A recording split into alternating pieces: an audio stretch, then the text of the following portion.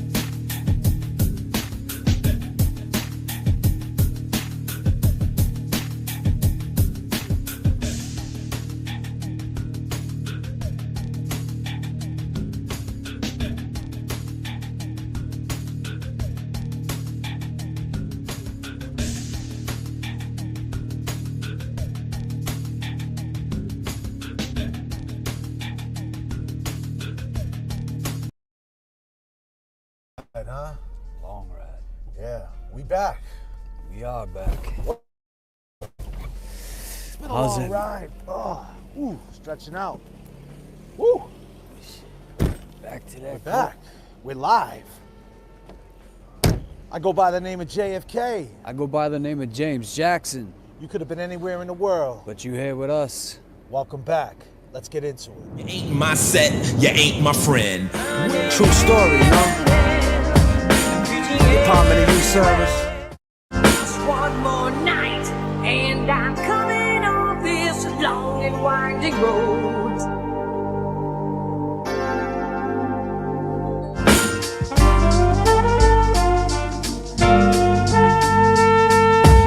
What?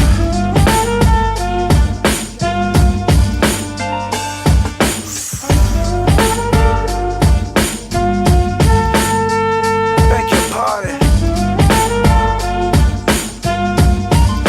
Cops pull, no timeline. My grind sign, huh? Damn. And I'm going, I'm leaving, yeah.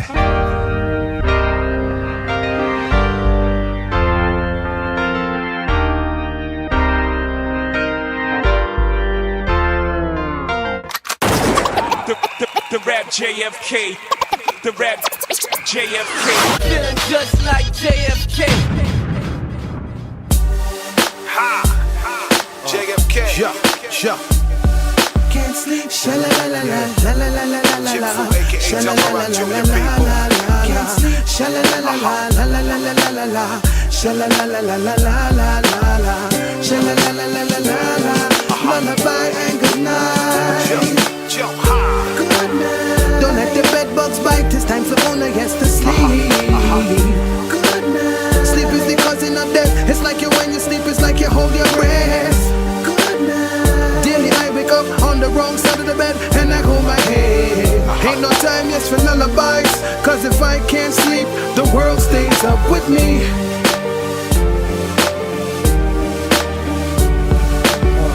This video is made for entertainment purpose only. It doesn't mean to hurt any. And don't take it serious. So they see my pain, so they name drop, dry snitch, fucked in the game. The glam and the glitz, what's the price on fame? This crazy life of ours. Yeah.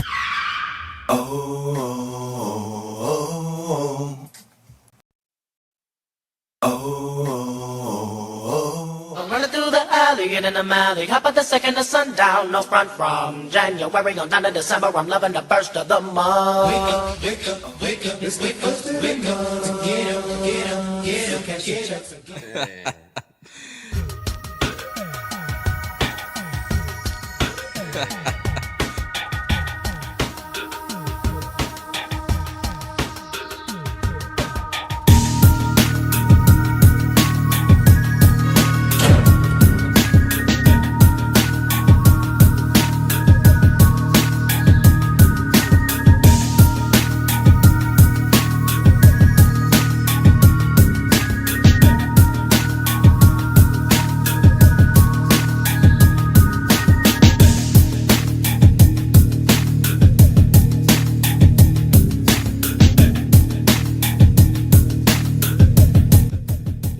execution of Karen Reed. Yeah,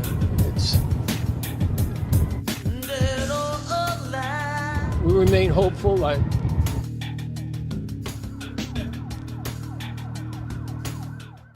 Five, 4, 3, 2, 1, 0.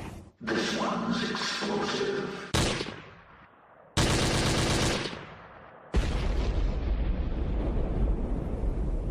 Let's go.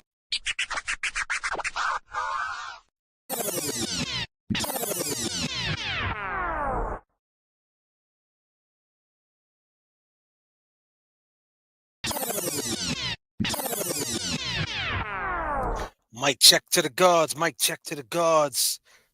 Disclaimer. Everybody in the chat, if you're ready to rock with JFK and James Jackson, throw up the disclaimer. If you're ready to rock with James Jackson and JFK, throw up the disclaimer.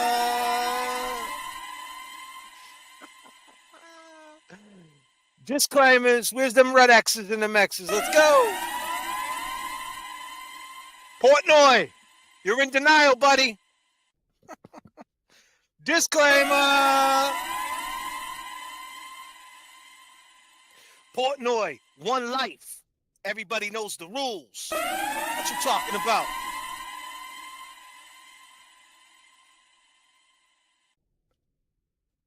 On the bar stool? Or are you a stool pigeon, my man? Disclaimer! What are you working with the police now, Portnoy? You need to calm the fuck down.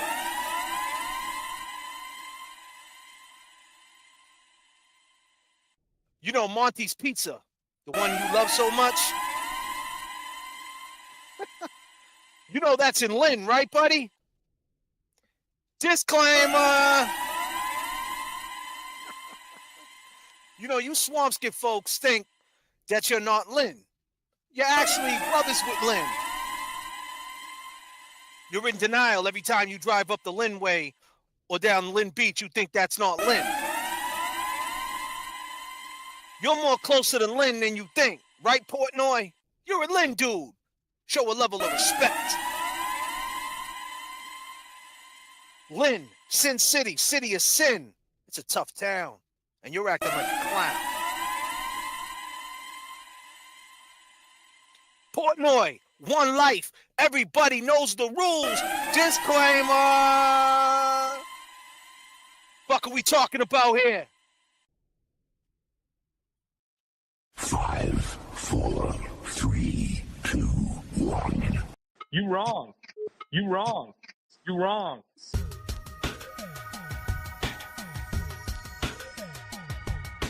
Fuck are we talking about, Portnoy?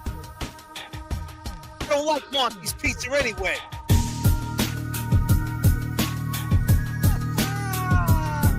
How we doing, chat?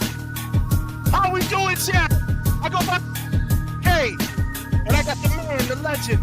He had to run across 3 lanes. The one and only. We got disclaimers. Yes. The boys are back. Boys are back.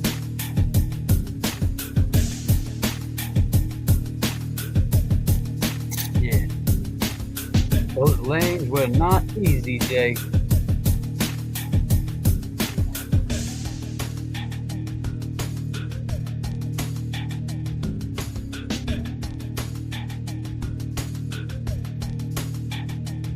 No, good for you. Only right. Be clear, Spring. Nothing's wrong with Lynn. I'm from Lynn, Mass. I grew up in Lynn. I love the city of sin. It's people like Portnoy that are from Swampscott that every time he got to leave to go to Suffolk County, Middlesex County, or go to Beantown or whatever, Suffolk County, like I said, he has to drive through Lynn. But he's in denial that Swampscott is not kissing Lynn. He drives down Lynn Beach, flies up the Lynn Way. But, you know, if he goes right down, is it Lewis Street? Right on Lewis Street. He's in the hood. He's right downtown Lynn. Downtown. He's in denial. Just like he's in denial that Swampscott is basically Lynn. He's in denial that Karen Reed is guilty. Portnoy. Dave Portnoy, one slice. Everybody knows the rules. One bite. Everybody knows the rules. One life, homie.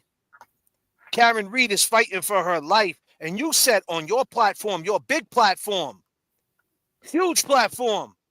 Huge. You're one of the biggest people in Boston, man, to do it big. You got about 300 million, and I give you respect, Portnoy. This is not about disrespect or respect. This is about me laying down the facts. You're in denial. And just like you think Monty's Pizza is good. That's cute. That's real fucking cute. But that's in Lynn, buddy. That ain't in Swampscott. Even though you felt real safe over there on Eastern Ave. Yeah, Eastern Ave, huh? East Lynn, right over there. Right over the Swampscott line. Right over by the old White Hen. Right over by Essex Street. Right over by Williams Ave. You used to know there was a gang right by Monty's Pizza off of Eastern Ave called Williams Ave. They call themselves W-A-D. The Williams Ave Dogs. Portnoy, you weren't safe. You were in danger. You didn't even know, did you? You didn't even know. You're in denial. Just like you're in denial that Karen Reed is guilty. You need to stop that shit. Disclaimers. Portnoy, we got respect for you, buddy. You're from Boston. You're from Massachusetts. Respect, but you need to calm the fuck down. The disclaimers are up. We're starting to show off heavy. Because if you happen to click on, we want to see your response.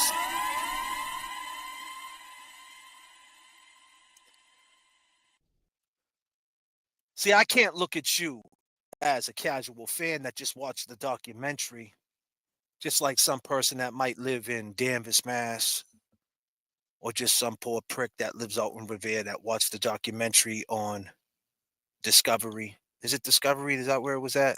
The last one? ID, right? ID channel. And they think she's guilty. The casual fans, whatever, you think she's guilty. That's cool. You don't know nothing about the case. She's guilty. That's what I think. Okay, fine. That's cool. That's a casual. Today's National Standout Day. There's people standing out all over the place. Did you see that, Portnoy? One bite, everybody knows the rules. One life, everybody knows the rules. And did you know that Karen Reed is fighting for her life? And did you know R.I.P. Officer John O'Keefe lost his life? He's not going to eat no more large cheese pizzas, buddy. He's not taking no more bites of pizzas, bro. Is it bar stool? Is it stool pigeon? You know the definition of a stool pigeon, right? Someone who is an informant to the police. Are you working with the police? I heard Chris A makes a mean pizza.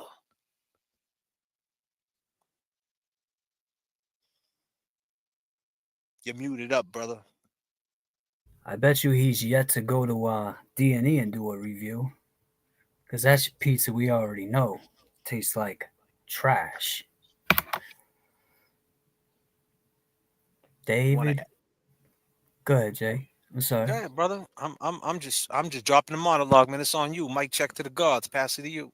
Mic check to the gods. So today's National Standout Day. I have yet to catch I haven't really seen too many. I saw a few. I saw Tom CPU was streaming earlier. I don't see too many on the North Shore. We're going to have to get that going. All our North Shore people.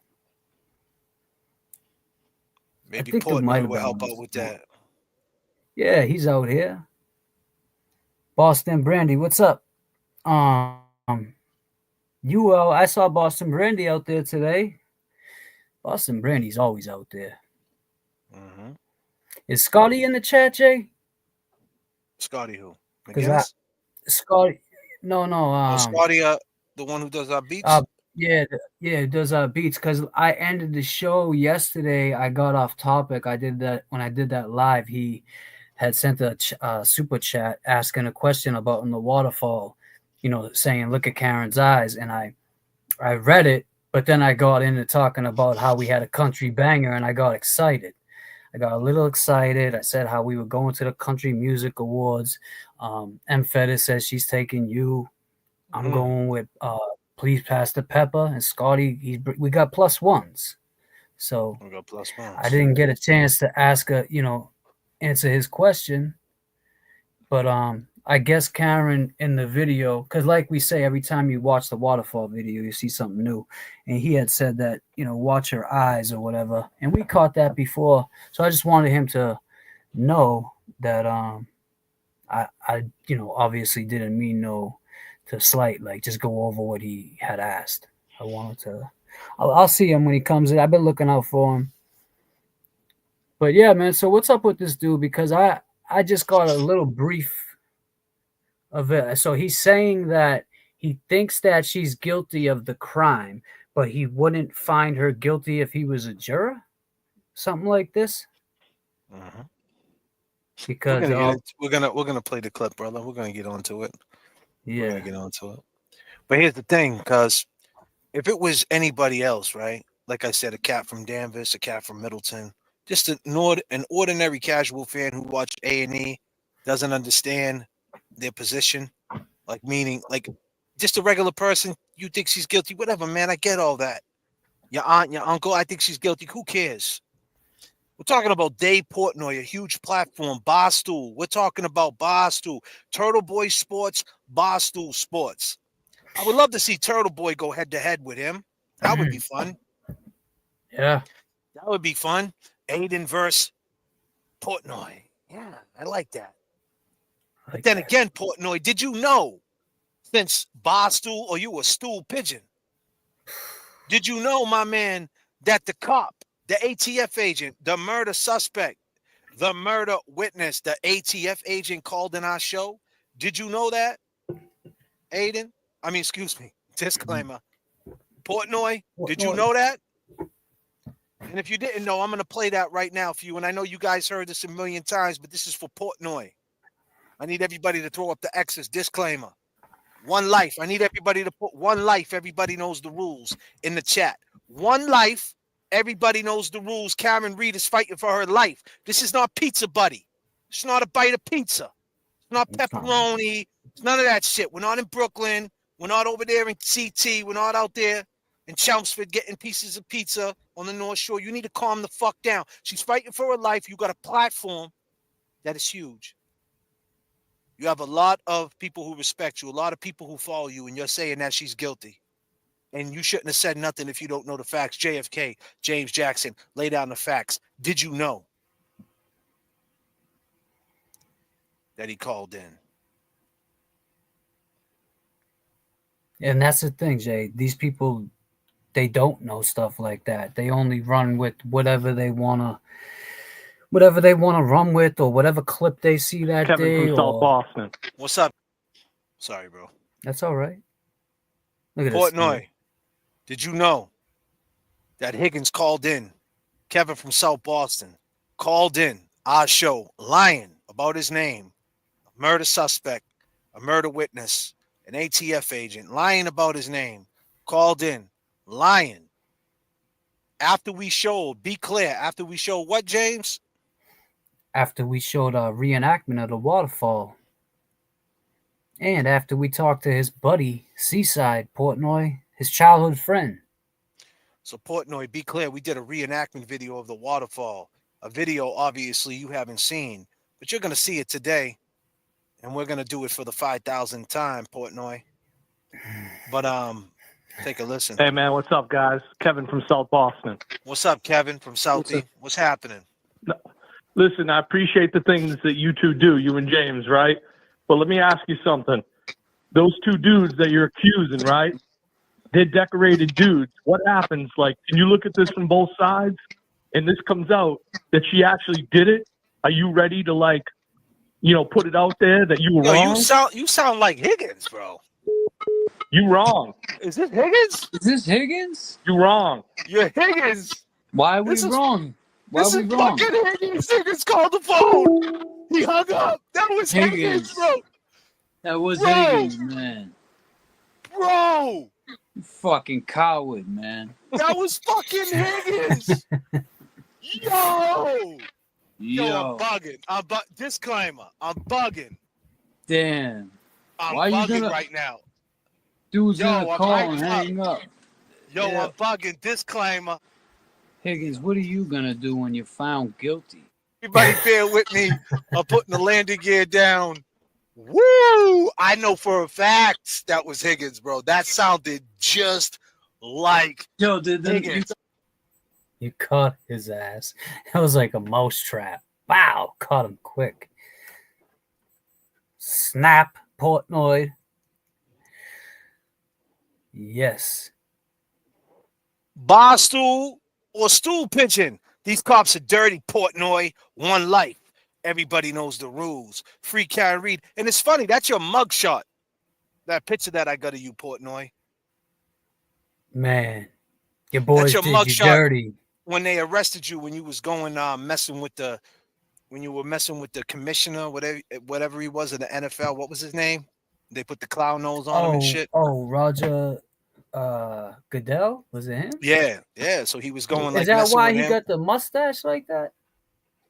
He looks like he got a mustache painted Nah, on. he has some shit on his face or something. Yeah, Goodell, yeah. Man. Yeah, he got arrested and all that, fighting for what he thought was right. Here he is on a huge platform. Everybody knows him in Boston, where the influence matters the most, especially in that area. 2000 jury in the jury pool, whatever how many they're gonna have. And if they just happen to stumble upon Portnoy, because he's a gambling man. And that's what we're gonna get into, man. You're a gambling man, right? And Portnoy, but you gotta understand, right? You was on trial in New York for this shit. You got arrested in New York. They actually cuffed and stuffed you. You was in New York. One time. Man. I don't know if that mugshot's from that, but I think you got arrested in New York. But the point is, my man, when you're fighting the Commonwealth of Massachusetts the same way you're a gambling man, and you're fighting the casino, the Commonwealth of Massachusetts, the court system, the system period, is very similar to the casino. They got all the house money. Yep. And you got to figure out ways to beat it. So you're not going to come off. In that documentary, Portnoy, Karen was being filmed during her trial, my man. It was during her trial. I don't know how you want someone to come off when they're in the middle of trial, Portnoy. She was in the middle of her trial being filmed in between these takes. Now, let me ask you this, man. She was gambling. She was gambling for her life. See, you gamble, right? And when you gamble, you got to have a stomach for it.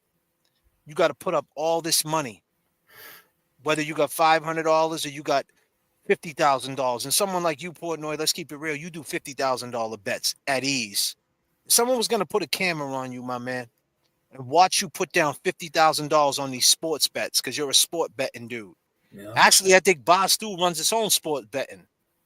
I think it you're runs right. it. Yeah. So you're a big gambler. If someone was going to watch you put down $50,000 when you're in the middle of the gamble, you got to hold a certain posture, so to speak.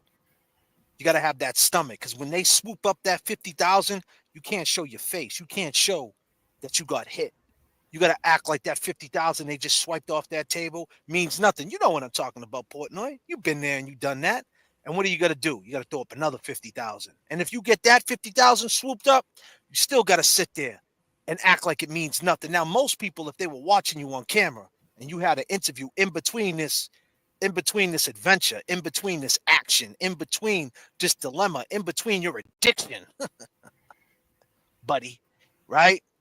In between that, they would think you was straight crazy. They would say, damn, man, because the way you would explain it, you would try to explain like it's absolutely normal that you're gambling $50,000, gambling on cards, and this is what you do. And you would explain the gambling mentality, and they wouldn't understand it. They would say, damn, man, he's a glutton. He's a fucking glutton. You ever hear that word? You're old school, Portnoy. You're a glutton. My grandmother used to say that. She's a glutton. She's a glutton. She's punishment. A glutton. Yeah. Glutton. Yep, I used to hear that all the time. Glutton for punishment.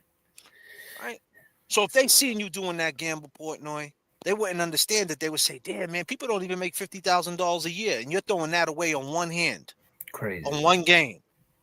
And if you was going to try to explain it, it wouldn't make sense. You would have to come off a certain way to make it make sense. Because when you're in that mindset of the gamble, you got to make it make sense. You got to take all the feelings away. You can't care about the starving kids. You can't care about the people on the street. You can't care about what you could have did with that 50,000. You're gambling, motherfucker. That's what you're doing. Are we here to gamble or are we here to cry? This ain't We Are the World. We are the fucking children. Spin the wheel, motherfucker. Oh, shit. Hold on a minute, James. Say We Are the fucking world, Port. What are we doing, Portnoy? The fuck out of here. What are we doing here? Oh, shit. Let's go.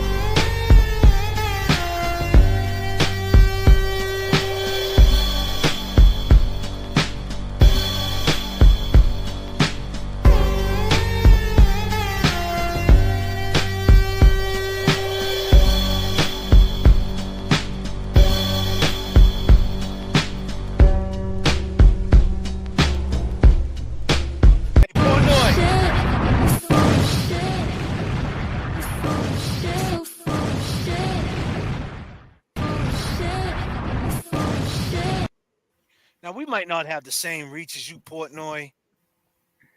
We don't go out and take bites of pizzas. We don't tan our bodies. You know, we don't do all that. We don't got 300 million. No, Portnoy, and I want you to respond, my man, because you're in denial. Every time you was in Swampscott, you thought, hey, man, I'm safe. You weren't safe because us Lynn dudes were driving right through Swampscott. We used to hit that Marshalls over there. Damn, Portnoy, you weren't safe. When you went to Monty's, you thought you were safe. You weren't safe, buddy. You thought you're in denial, just like you're in denial that Karen Reed is guilty. You're in denial. Swampscott is Lynn's brother. Oh, and by the way, that's Essex County, buddy. And not only is Swampscott's Lynn's brother, it's got a sister, and her sister, and your sister's name is Lawrence. You're from Essex County, buddy. Man. What are you talking about? You hold way too much influence to just be blurting out on a live stream.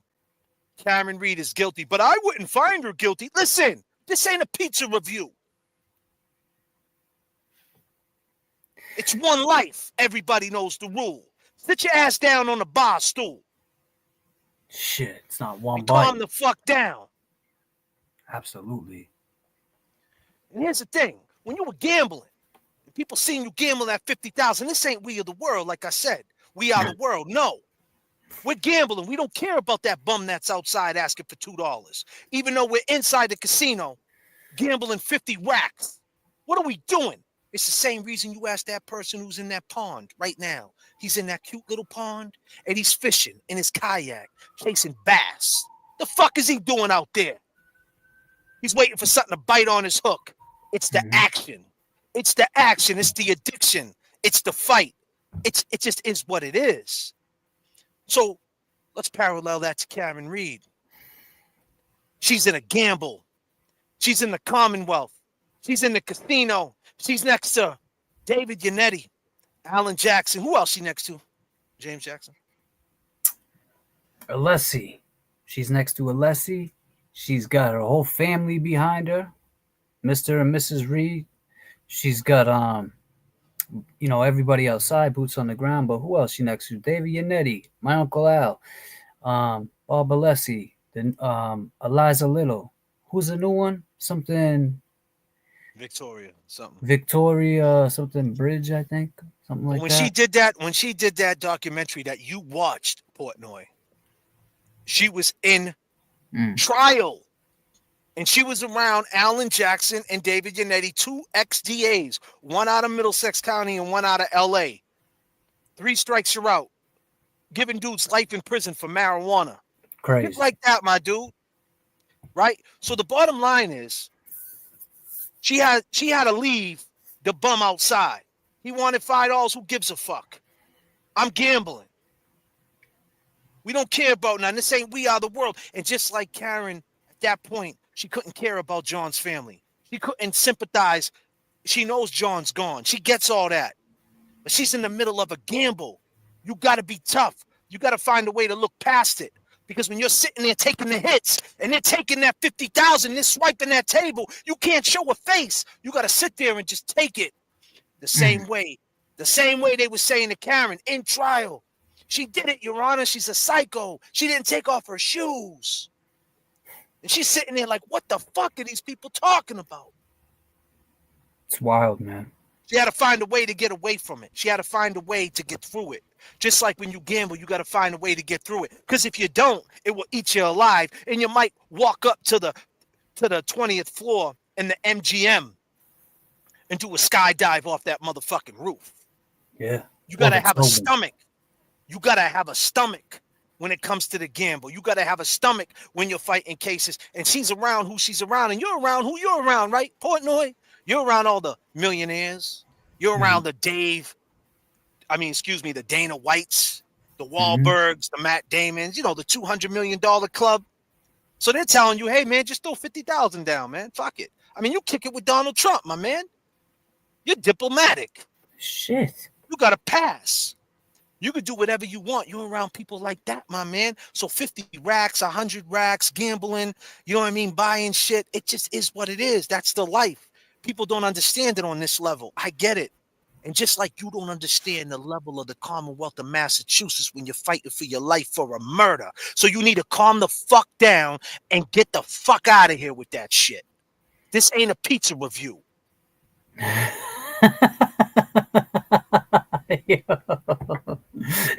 You're right, though, man. This is not one bite.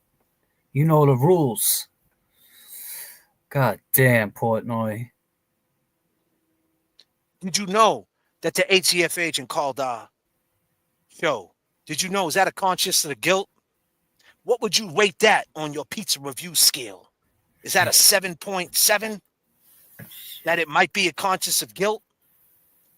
Did you know that? Why would an ATF agent call the JFK show, Portnoy?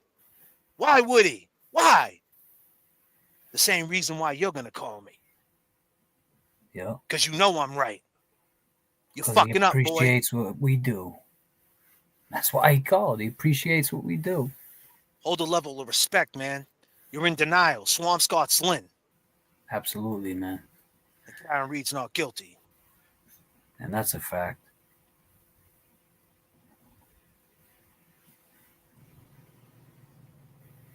Bingo. Kev. What up? I'll tell you, man, that ride, I remember when me and Lauren was going to move to Swampscott. I told you this. We were right on the beach, and people from Lynn walk right through the neighborhood. I mean, it's touching, man. That Swampscott, that's where, the Yannetti be jogging, right over there. That beach line right there, we was going to move. And people would come down the street all day, but you would see the people from Swampscott, how they would act. When people from Lynn would walk down the street, they would act like, oh, we got to lock the doors and everything like that. But, those houses are big as shit out there. Nah, I ain't got a grill. Someone said I got a grill. I wish. Paul Wall, baby.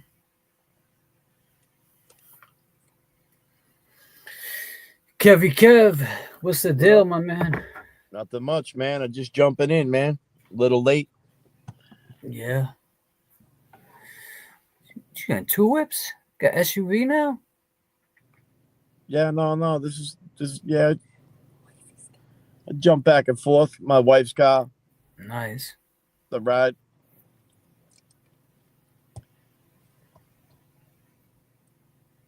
I grew up in Medford. I know. Diane Gavin. Nice. How you doing, JFK? Chilling, bro. Chilling. Just sitting back, letting you guys take the wheel for a second. Oh, I'm sorry, Colleen. I said, damn, James has a girl. I don't have a girl either. So no girl, no grill. I got a little girl, a dog. That's my girl. Christine F.A.K.A. K fan. I grew up in Malden, then Revere. Nice. Solid cities.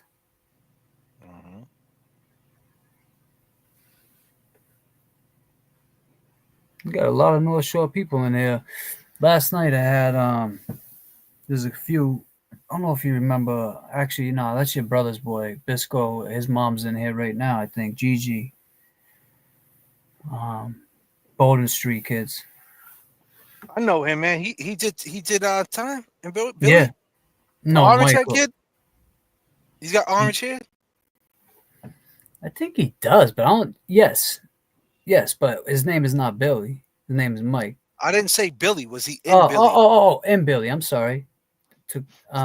Yes, he was. I thought you said Billy. I think I know him. I did say Billy. Yeah, but I ain't trying to put the Ricker to it. Yeah. She's answering you right now. Yes, JFK. You was in Bill Ricker. Damn, son, damn, 269. Come record the fuck down. We don't want that out there. We're losing. Disclaimer, I was never here. He was saying his name is Billy. Let's stick with that. Damn, son. Damn, GG. Damn, GG. They had the best pancakes, man. House of pancakes.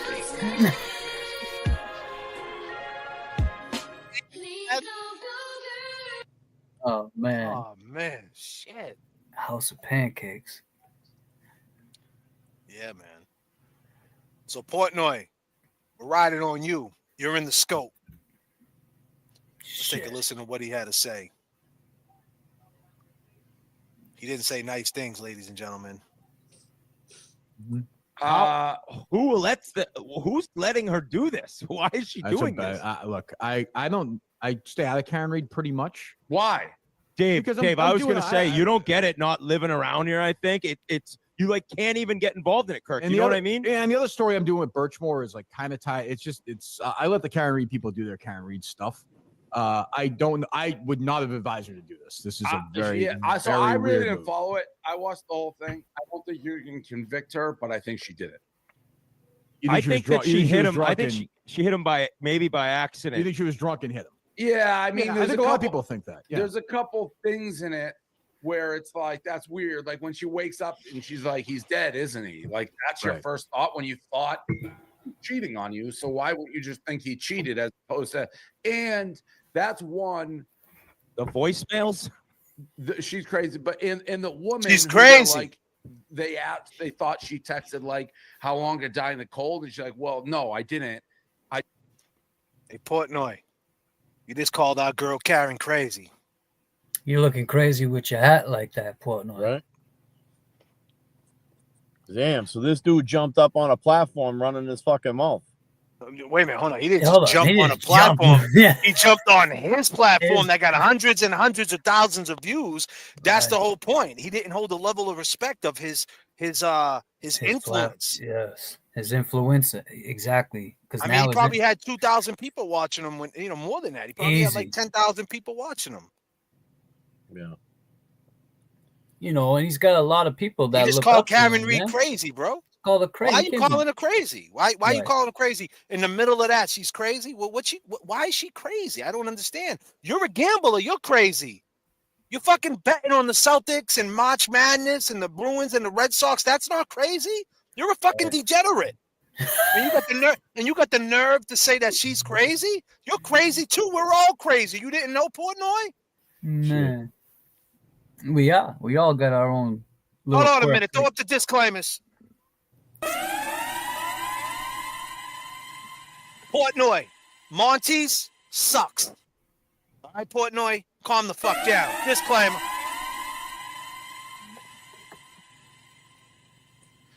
Portnoy, Swampscott, it's Lynn, buddy. I know when you're over there at Volvo's Pizza, and you're over there at Mission on the Bay, over there at Swampscott, chilling. It's beautiful over there. I love it. But it's still Lynn. Disclaimer.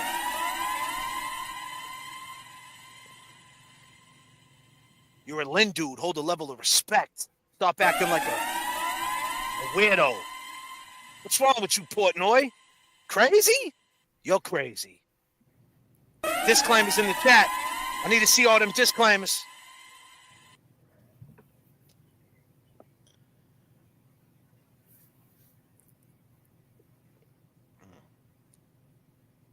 How long was this interview they did? They just talked about it fast. So the other two guys, they're obviously from out here in Mass. They're talking about. They did sports radio. I know one of them did sports radio. Actually, one of them, the guy who said you can't even. I don't cover Karen Reed. I cover Birchmore. His name, I forget how you say his name, but he's the one who did the whole J.F.K. story, Kevin. So how crazy is that? Yeah. How crazy how life works out. This guy did a whole podcast 2 years ago on J.F.K. Wow. Like bringing that story back up, how she was missing. And here we are getting that phone call about the girl whose dad was accused of killing his daughter, like legit accused. And keep in mind, this woman's a lawyer. Like, yo, I got inboxes from this woman. It's crazy. And shout out to Robin. She proved that it wasn't her. But I mean, her family went through some shit. They really said that her dad killed his daughter Robin, went to Brockton, kidnapped J.F.K. and replaced a 16-year-old with a 9-year-old or some shit. Like, it's insane. So that was a crazy call. I mean, it's the craziest phone call I ever got in my life, period. Damn. I've been on this earth a long time now, and I want to be on a lot more. That was the craziest phone call in my life. Yeah, that had me spun, man. Damn, that Kev spun the fuck out. Yo, that's no lie, man. I was taking that shit in. I mean, that night she called in, like that night she called in, she was trying to use it as an example of like how the Commonwealth just didn't back down. You know what I'm saying? They had something set in their eyes and they just were like vultures, man. They were just heading for it. And hey, porn boy guy, 5 minutes and I'll show you crazy, Latin crazy. I'm flirting in, what is it, Gatlinburg, Tennessee. Oh, you out there in Gatlinburg, Tennessee? Okay. All right. You out there in the hood. We'll catch up later, but I had to send some turbulence. I appreciate you representing with the turbulence. Thank you so much, Josie Lou. Thank you so much. But I gotta grab some wrap my knee real quick. But you know what, man? You sitting in the Hall of Fame for that bullshit, Portnoy.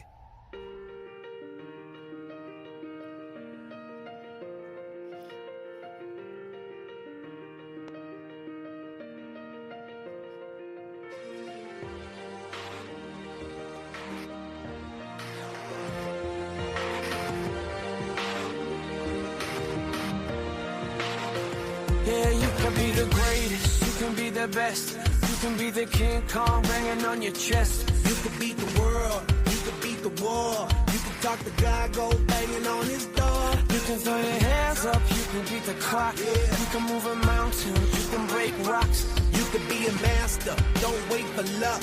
Dedicate yourself and you can find yourself standing in the Hall of Fame. Yeah. And the world's gonna know your name.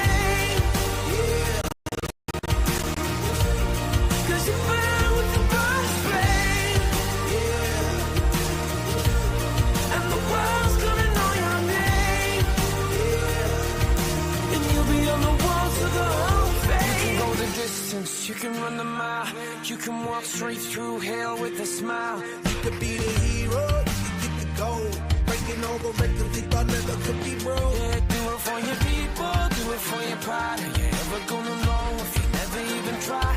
Do it for your country, do it for your name. But there's gonna be a day when you're standing in the Hall of Fame. Yeah. And the world's gonna know your name.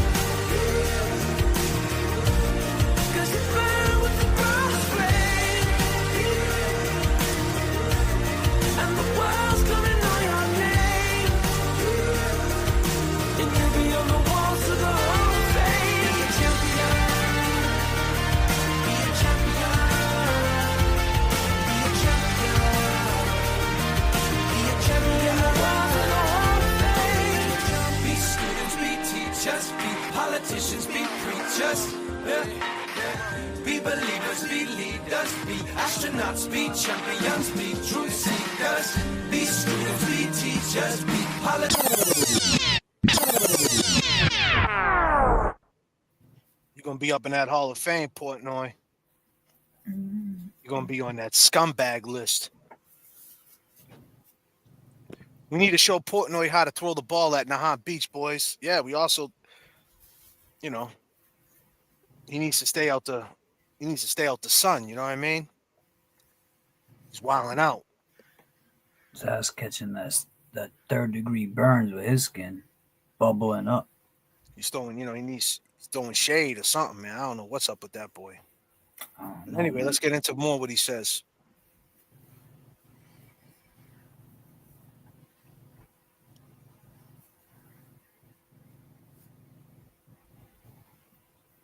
He comes right off the rip saying that he doesn't follow the case, and then he says that.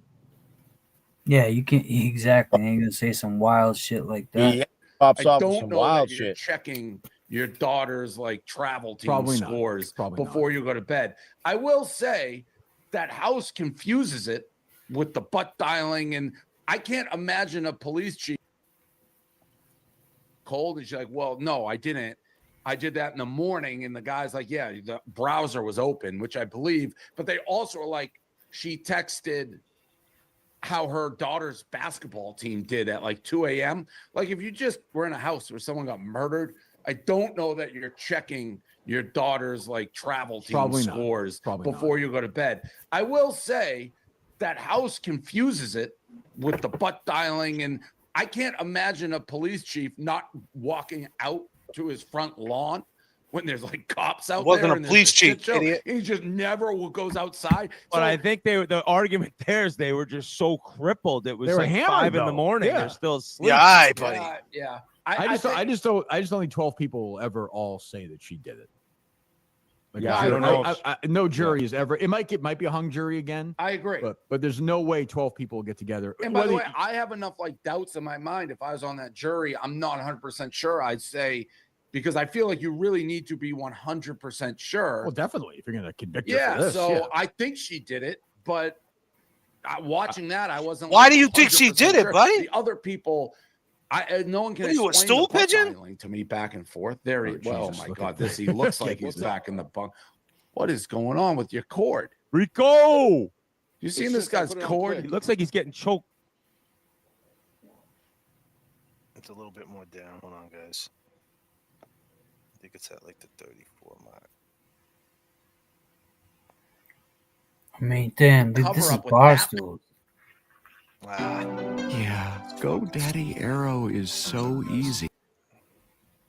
And they got the dude's holding the mic the whole time. Like, that's a big platform, man. I don't know what his boys got, but I mean, you would think he would get a stand for a mic.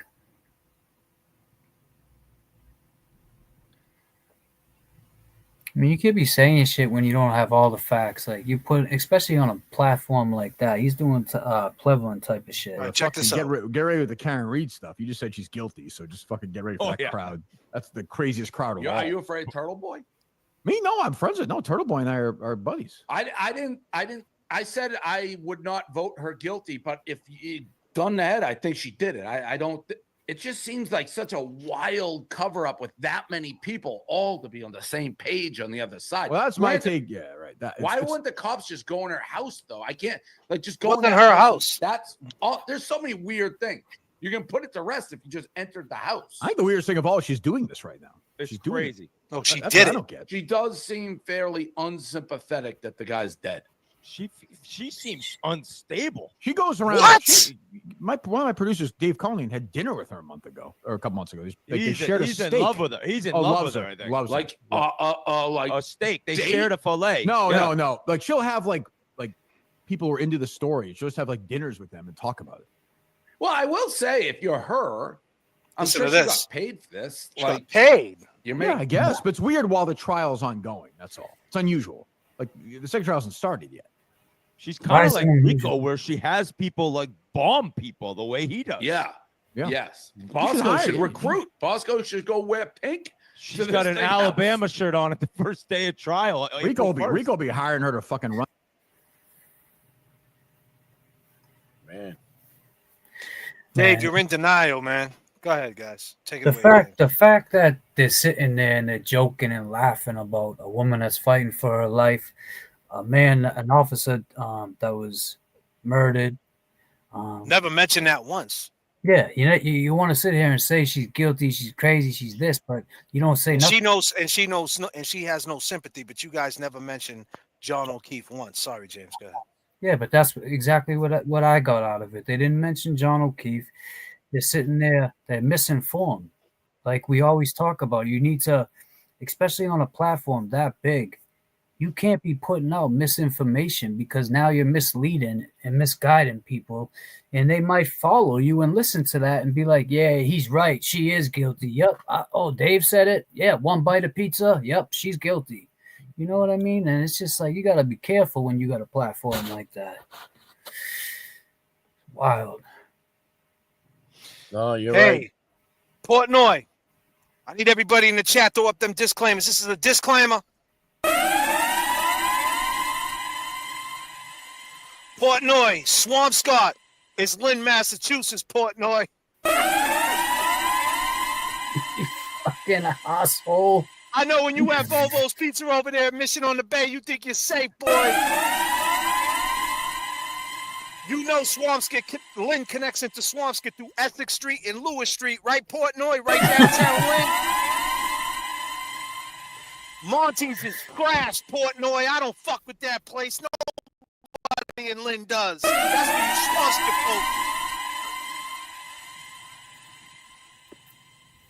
folk. Portnoy, get your shit together, buddy. It's one life. It's one life. Go eat some more pizza. Go do a pizza review. Right. What the fuck's wrong with you, boy? Go do a pizza review at D&E. Hey, Portnoy. Is it bar stool or stool pigeon? Right. What do you work for the police now?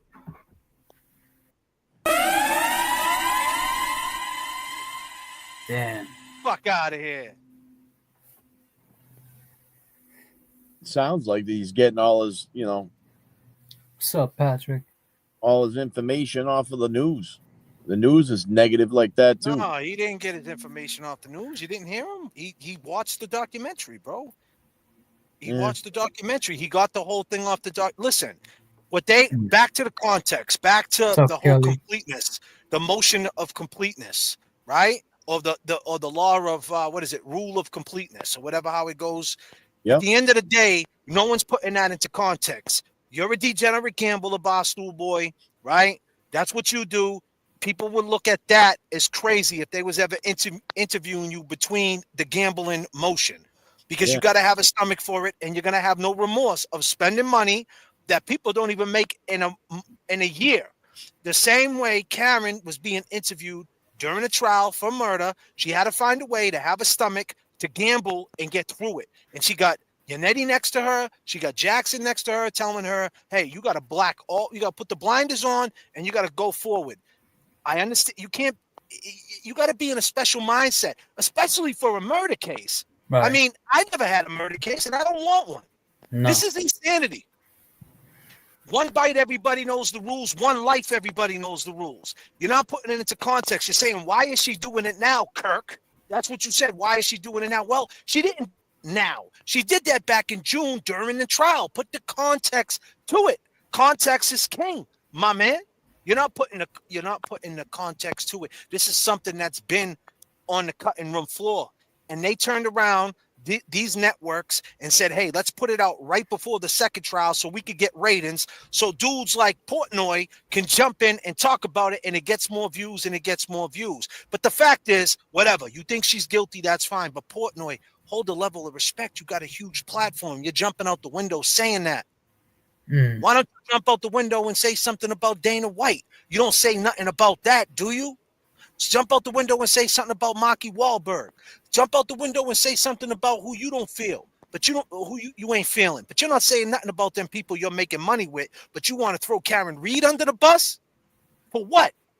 She's gambling the Commonwealth of Massachusetts. That's a gamble that you don't know nothing about, Barstool boy. You don't know nothing about. I don't care how much money you got. Swampscott is Lynn. You're in denial. Karen Reed is not guilty. What's wrong with you? You're being informed by the misinformed. That's a fact. Yeah. What if he had a sister and this was his sister? He'd be feeling a different way. You know, that's what a lot of people don't understand. This could be any one of us.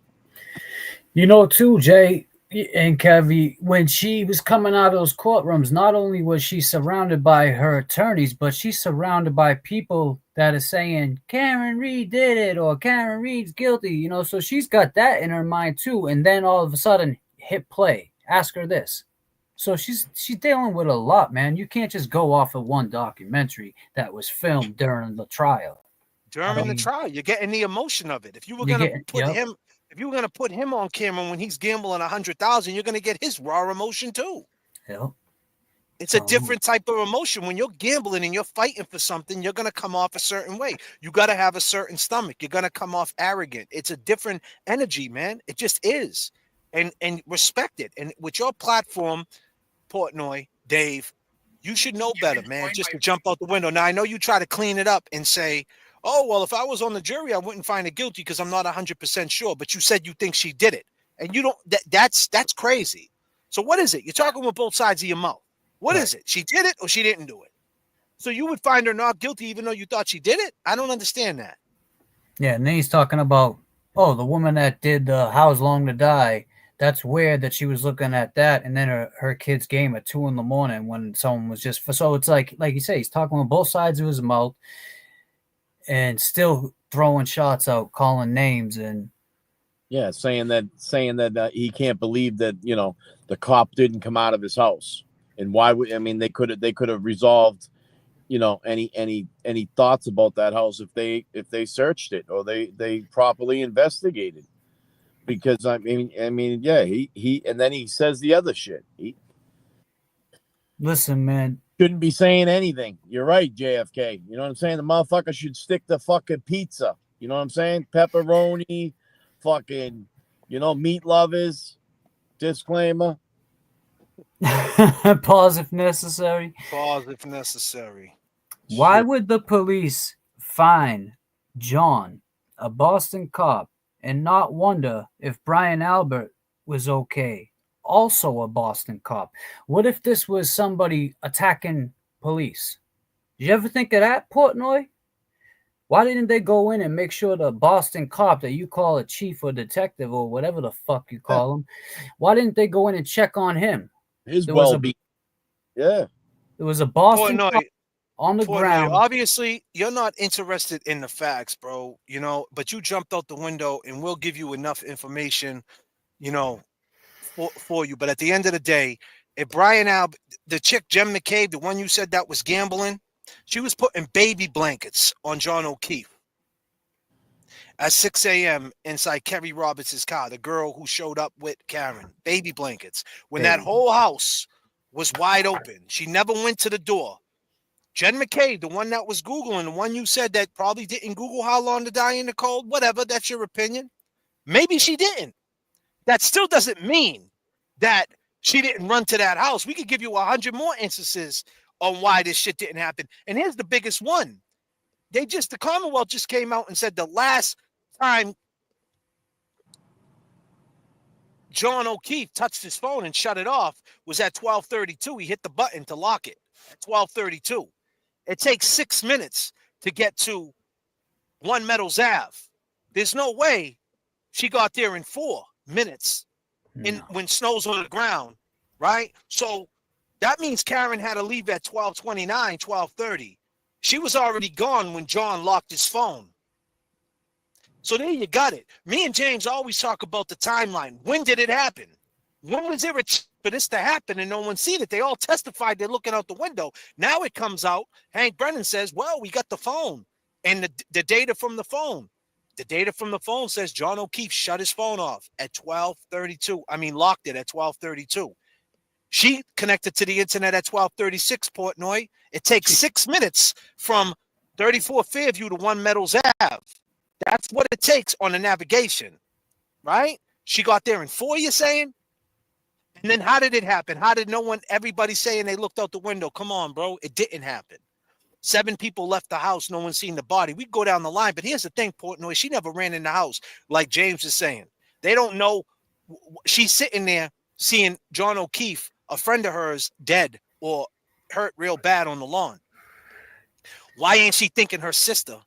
Why ain't she thinking her brother-in-law and all her niece and her nephew is in there safe? If John's out there hurt like this, how does she know the family's safe? Right.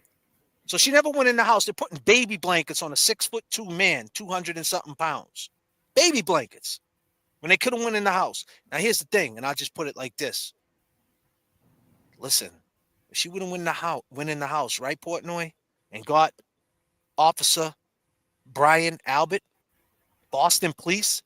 Oh, by the way, the police officer on the lawn that you didn't mention that was a police officer, that she didn't show any love to her boyfriend. Well, his name was Officer John O'Keefe, Portnoy. He was on the ground, and he's a Boston cop. If Brian Albert would have picked up the phone and said, "This is Officer Brian Albert. We need all cars, baby." You ever see Bad Boys? Yeah. When the captain says at the end, "I'm calling all cars, baby. I don't know where, I don't know who, but we need everybody."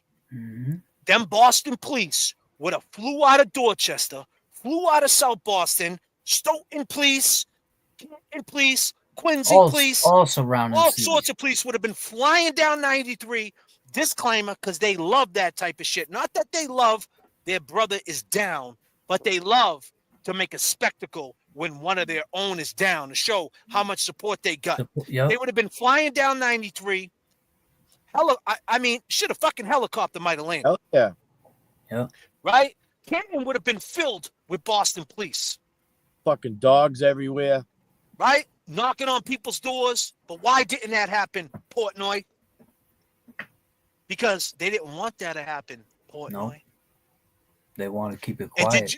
And did you know that the ATF agent, Portnoy, called our line? And I'll say it again just in case you're jumping on now. Did you know that? You didn't know that. And did you know that Karen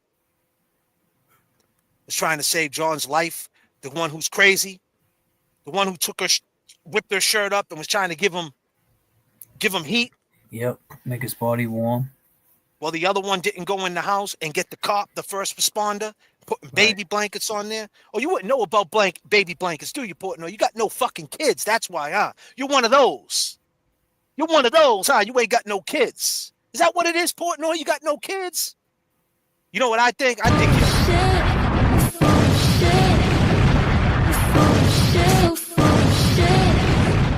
Hey, man, did you know that this guy Kevin called? from South Boston. What's up, Kevin from Southie? What's happening? Listen, I appreciate the things that you two do, you and James, right? They're decorated dudes. Hey, man, what's up, guys? Kevin from South Boston. You wrong. Did you know we called in an ATF? Is that conscious of guilt? One life, everybody knows the rules, Portnoy. See, no one's going to tell you the way we're going to tell you. People just might gloss over it and say, who cares what Portnoy says? I care what Portnoy says. Hold a level of respect. You're from around the way, buddy. Swampscott is Lynn. Can't be doing shit like that, bro. Is it bar stool or is it stool pigeon? Stool pigeons, man.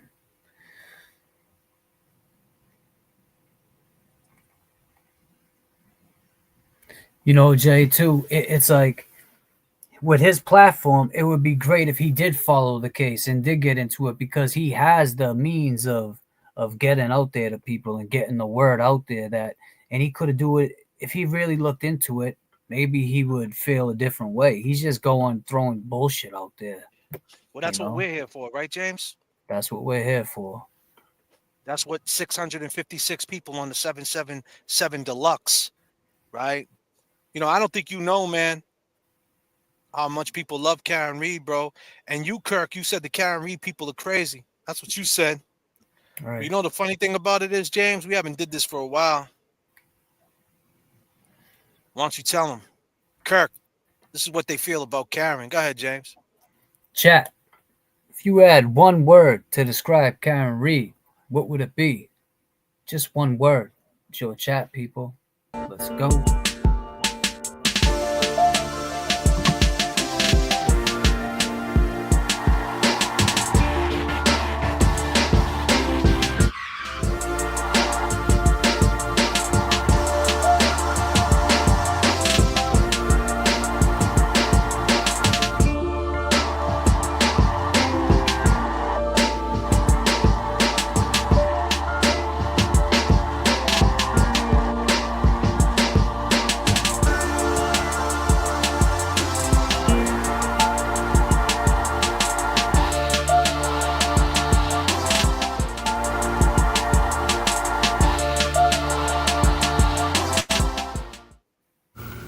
The door's out. Kick the cockpit door down. I am not the chosen one that you speak of. I am not.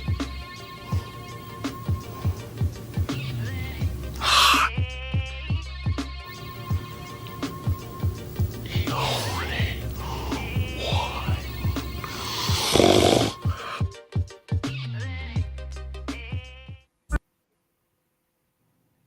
Warrior, man. That's a Nice. I heard all that. Usually I don't hear that shit, man. You heard it? I heard the Nah, you hear that? He hears that. Oh. He hears that because that's the video. He don't hear the other thing because he just don't want to go get a pair of headphones and put them on. I gotta I don't understand why you don't. I don't understand why you don't hear that though. Everybody else hears it. I don't understand why you don't hear the beats. I don't. This time around, though, No, you heard that because that's a video. Everything else I'm playing is coming from an MP3 through the speakers through StreamYard. That's a Yeah. video. You're gonna hear the same way you would hear you heard the screen share with Portnoy. That's a screen share. You're gonna hear that. Okay, yeah. He's just not gonna hear shit like this. Like we're gonna do this right now. You don't hear that.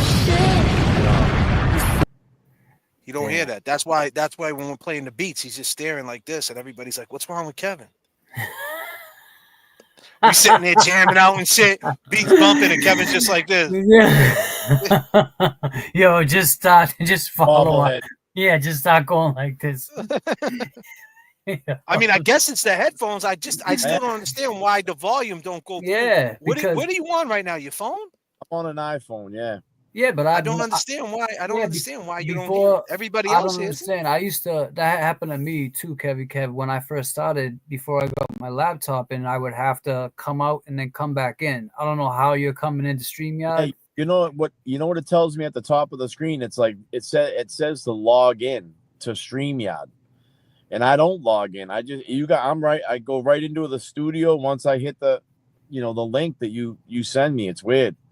Do you copy the link and paste it in Safari?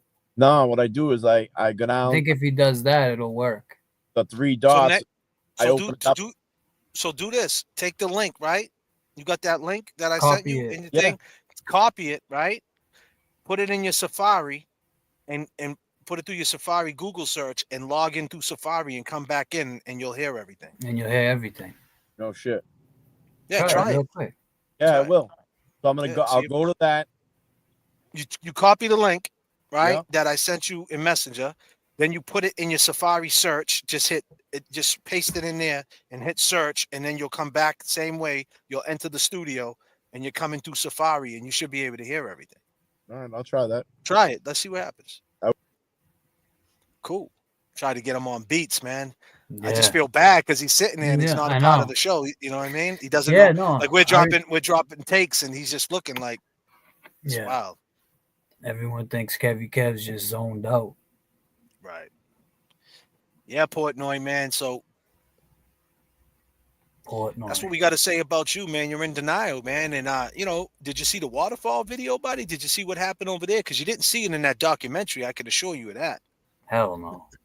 Definitely didn't see what happened at the waterfall. Did you see this? Did you see our reenactment video, Portnoy? One life, everybody knows the rules, man. One life, everybody knows the rules, right, James? One life, man. One life, one bite. Oh, Take a you look. like pizza?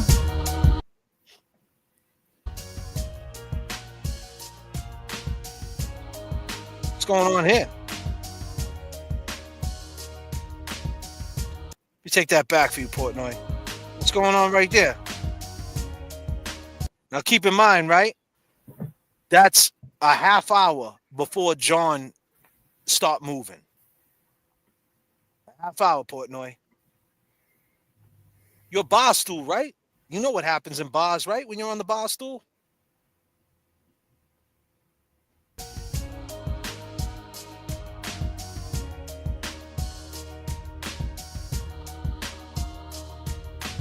Hey, look what he's doing.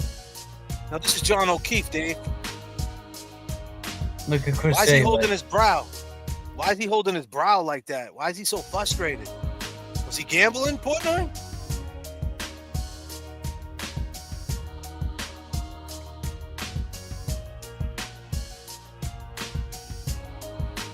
Oh man, he looks pretty pissed off to me. Chris A looked like he was trying to do something with them. You see how he's like, What's this? Look at these words right here. This is John O'Keefe. What? What? You? Fuck out of here. Heel toe, heel toe. You know what that means, Portnoy? Have you ever done that? I don't know if you ever did that. I don't think For nothing? so. Yeah. You might do that every time you eat a slice of pizza, though. Right. Look at this. Come on, man. Where they going? Don't chase waterfalls, read between lines, keep a fair view, protect your mind. All times. So the thing is, Portnoy, right? Was he talking to John? Was he talking to someone else? I mean, you don't know who he's talking to, right? You could have been telling him to come on and, come back to the house. That don't mean nothing. Well, why would a pizza man, you know about pizza men, don't you? Why would a pizza man, right, James? Why would a pizza man manhandle us if necessary? Why would he manhandle the shit out of an ATF agent? That just doesn't make no sense to me. At any given point, Higgins could have said, yo, don't touch me like that. Especially after everything that's going on. I don't care if that's his boy or not. That you just don't do something like that. That's like, man. Was it that serious? What was so serious for him to do it? It had to have been. That was my next point. If he grabbing someone like that is either, yo, you're doing this now, or yo, calm the fuck down. It was one or the other. It was one or the other. So that happened, and so you might say by the space, right, Portnoy? You might say, well, I can't tell the space. Maybe he wasn't talking to him. Well, Portnoy, we did a reenactment video, right? And on December 11th of 2024, we dropped it, right, Portnoy? And after we dropped that reenactment video to show the distance in the bar, to prove to everybody, without a shadow of a doubt, that Kevin from South Boston, a.k.a. Higgins, was 100% talking to John. And if he just wanted to talk to John and have a conversation with John, he could have just walked over one table. And we're about to show you right now at the reenactment. So you tell me, was he talking to John? Was something going on? Check it out, Portnoy.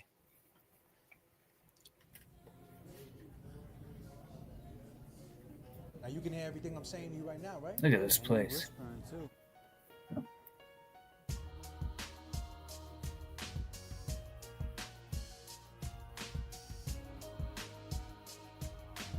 Come outside. Come outside. Come outside. Now, ladies and gentlemen, I'm Chris A. when he's talking to John O'Keefe.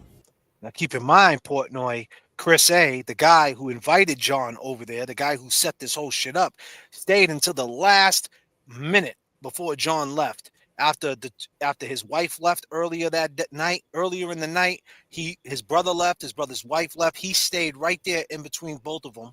Mm-hmm. Right, so I'm playing Chris A. right now, just in case they came back in. And keep in mind, Chris A. is a pizza man, and he's the one that manhandled an ATF agent, and he testified, Portnoy, that he was on a diet. He was on a diet, but he stayed to make sure he finished that last beer. But he was on a diet. He was on a diet, and he testified he didn't even want to go. It was a blizzard. He worked all day. It was a ritual. His wife had to bring the clothes. Right. His testimony basically was, I didn't even want to go. I just ended up going. But yet he stayed. He was the very last one. Why? I'm sorry, man. That's the pizza man right there talking to John. You can see John. He looks to his left. Yeah. He looks to his right. His right, his left. Man, I'm out of here. These clowns. Clowns. Chris A didn't even know he left. In our reenactment video, we show the distance and how close they really were. It hit somebody's nerves. And we got a phone call by Kevin from South Boston. You wrong. What's up, guys? Kevin from South Boston. Hey, man, what's up, guys? Kevin from South Boston.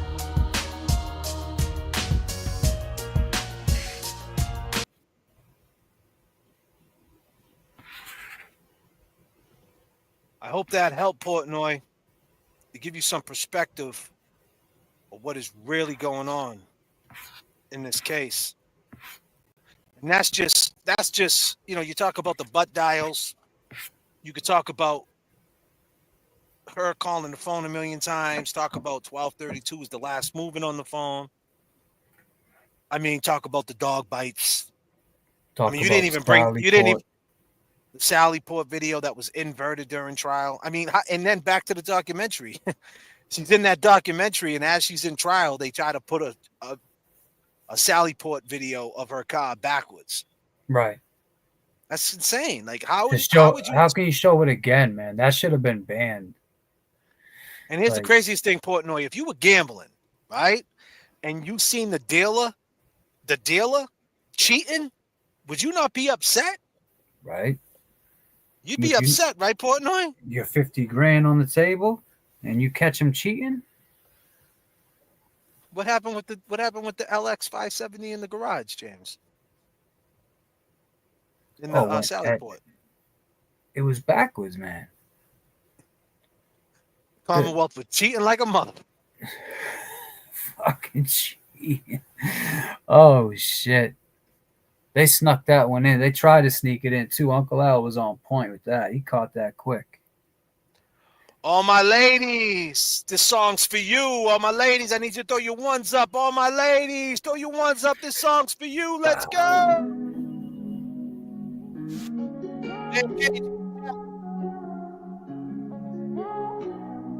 JFK, James Jackson. You when your heart was broke. You're now flying 39,000. It overflowed. Took it so far to keep you Blue close. 42. What's up, Blue 42? On your own. I said I'd catch you if you fall. Woo. And if they laugh, then fuck them all. And then I got you off your knees, put you right back on your feet, just so you can take advantage of me. Tell me how's it feel, sitting over there, feeling so high, but you're far away to hold me. You know I'm the one who put you up there. Name in the sky, does it ever get lonely? Thinking you could live without me. Thinking you could live without me. Baby, I'm the one who put you up there. I don't know why. Thinking you could live without me. Live without me. Baby, I'm the one who put you up there. I don't know why. Gave love about 100 tries, just running from the demons in your mind. Then I took yours and made them mine. I didn't notice cause my love was blind. Said I'd catch you if you fall, and if they laugh, then fuck them all. And then I got you off your knees, put you right back on your feet, just so you can take advantage of me. Tell me how's it feel, sitting up there, feeling so high, but you far away to hold me. You know I'm the one who put you up there. Name in the sky, does it ever get Yes! Karen Rick is gonna be free, motherfuckers! Let's go! You could live without me. Baby, I'm the one who put you up there. I don't know why. Respect to you, just a girl in the world. Without me. Respect. Without me. Baby, I'm the one who put you up there. I don't know why. Yeah. You don't have to say what you did. I already know. I had to go and find out from them. So tell me, how's it feel?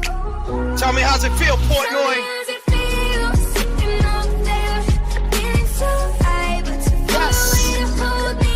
How we do? What the duck?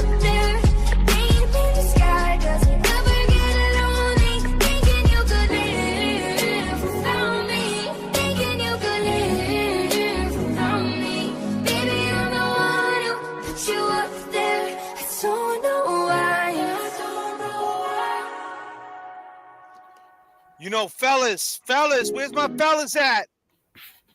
Where's my fellas at? You know, the ladies, they say,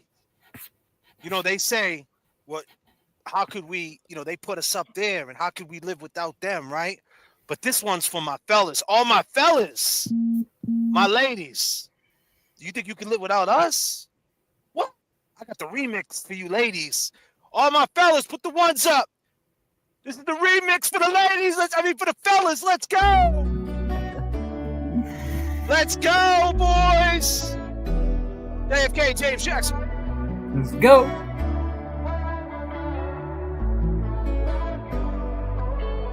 I found you when your heart was broke. I filled your cup until it overflowed. I took it so far to keep you close. I was afraid to leave you on your own. I said I'd catch you if you fall. And if they laughed and fuck them all. And then I got you off your knees, put you right back on your feet, just so you can take advantage of me. Tell me how it feels sitting up there, feeling so high, but too far away to hold me. You know I'm the one who put you up there. Name in the sky, does it ever get lonely? Thinking you could live without me. Thinking you could live without me. Baby, I'm the one who put you up there. I don't know why. Yeah, thinking you could live without me. Thinking you could live without me. Baby, I'm the one who put you up there. I don't know why. Yeah, it's great. Hey, love about 100 tries. Just wanna throw the dick into your mind. Then I took yours and made them mine. I didn't notice 'cause my love was blind. I said I'd catch you if you fall. And if they laughed and fuck them all. And then I got you off your knees, put you right back on your feet, just so you can take advantage of me. Come on. Feel sitting up there, feeling so high, but too far away to hold me. You know I'm the one who put you up there. Name in the sky, does it ever get lonely? Thinking you could live without me. Thinking you could live without me. Baby, I'm the one who put you up there. I don't know why. Yeah, thinking you could live without me. Thinking you could live without me. Baby, I'm the one who put you up there. I don't know why. Yeah, you don't have to say just what you did. I already know. What? Go and find out from there. So tell me how it feels. Tell me how's it feel sitting up there, feeling so high, but too far away to hold me. You know I'm the one who put you up there. Name in the sky, does it ever get lonely? Thinking you could live without me. Thinking you could live without me. Baby, I'm the one who put you up there. I don't know why.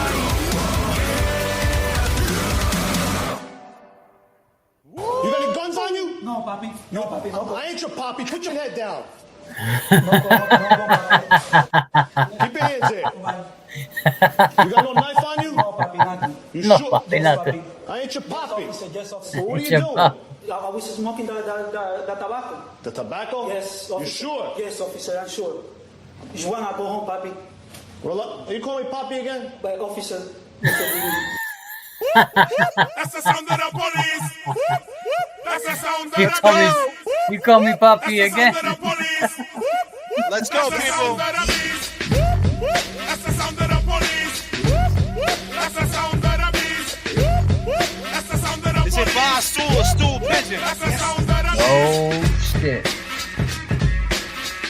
What? Oh, we got New York.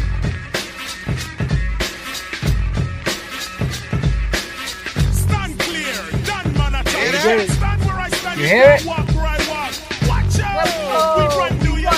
Policeman come. I can't hear it, man. I know this for a fact. You don't like how I act. You claim I'm selling crack. Well, you be doing that. I'd rather say see ya, cause I would never be ya. Be your officer, you wicked overseer. Your hot shot wanna get pops and be a savior. First show a little respect, change your behavior, change your attitude, change your plan. There could never really be justice on stolen land. Are you really for peace and equality? Or when my car's hooked up, you know you wanna follow me. Your laws are minimal, cause you won't even think about looking at the real criminal. This has got to cease, cause we be getting hyped to the sound of the police. That's the sound of the police. That's the sound of the beast. That's the sound of the police. That's the sound of the beast. There's a little truth. Open up your eye while you're Yeah. The is it standard in Massachusetts? I hope not.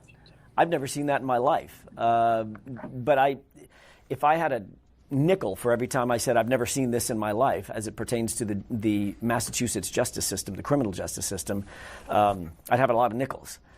Nightmares. I dreamed about John. You know, Karen said that she dreamed about John, right? Nightmares. I dreamed about John. I dreamed about John. I dreamed about John. I had this recurring dream that he survived but didn't know what happened to him. If he had bad dreams, let's go. My man Teddy. She had them bad dreams, y'all. Let's go. We're gonna keep the flame rocking. We got turbulence in the chat. Pastor Pepper, what up? Pastor Pepper. Time is running out. No one else around. Free Karen. Steady losing my mind. Over shadows and thank you, what the doc? Freestyle music. Without you, there ain't no place for me to hide. Without you, there's no way I can sleep tonight. What I do for a little bit of peace and quiet. Without you, I keep slipping into bad dreams. But there's no you and I.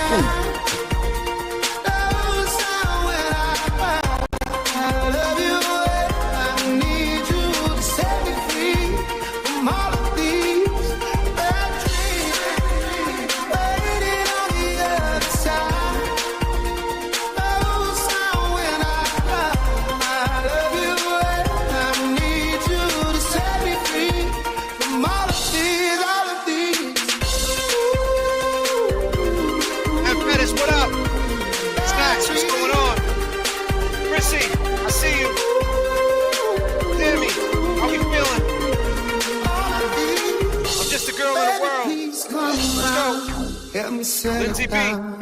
Hellish habits to frown. Lucinda, what up? What you Melanie. Something physical. Denise. I can do this by Mac, what up? Freestyle. Becky G, let's go. There ain't no place for me to hide. Denise, let's get it. There's no way I can see tonight. I do for a little bit of peace and quiet. Olive girl, what up? Miss Smith, what's going on? Natalie Dunn, let's go.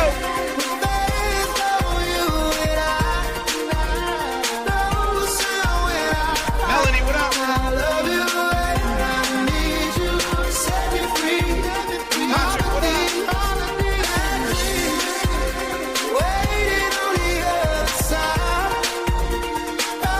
Dennis, what's going on? Don't surrender nobody this week. Let everybody out.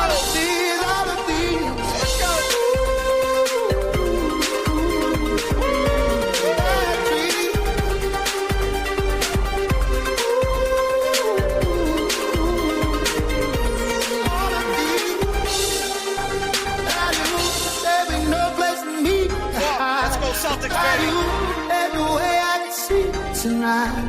I do for a little bit of peace and quiet. Without you, I keep slipping in a bad sleep. But there's no you and I. Teddy, what up? No sound when I love you and I need you to set me free. All the things, bad things, waiting on the other side.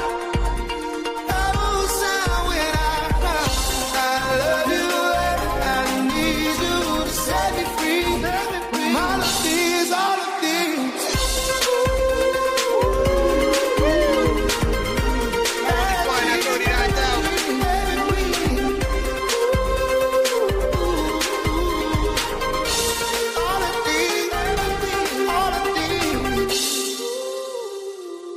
You know, them scorpions bite. Let's go.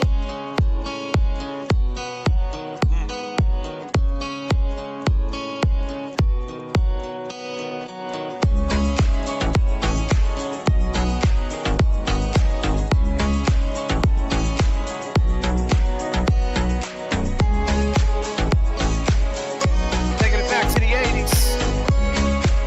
J.F.K, James Jackson. Kevin Kev, 781. Melanie Gore, what up? Lisa. Nikki C. Light. Let's go. Wise man said, just walk this way to the dawn of the night. The wind will blow into your face as the years pass you by. Hear this voice from deep inside. It's the call of your heart. Close your eyes and you will find as a child of the God. Let's go, y'all. Here I am. Will you send me an angel? Here I am. Debbie Blair, what up, girl? In the land of the morning star.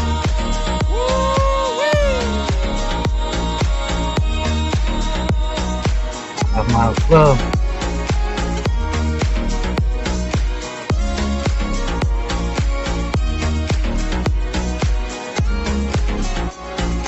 Wise man said, just find your place James Jackson, what up? behind of the storm. Seek the roses along the way. Just beware of the thorns. Here I am. Will you send me an angel? Here I am. In the land of the morning star. Yes. How we feeling, chat? If you're feeling good right now, put them peace signs up. I need everybody in the chat to peace signs. Yes. Wise man said, just raise your hand and reach out for the spell. Find the door to the promised Rose land. McDonald, what up? Just believe in yourself. Let's go. Hear this voice from deep inside. It's the call of your heart.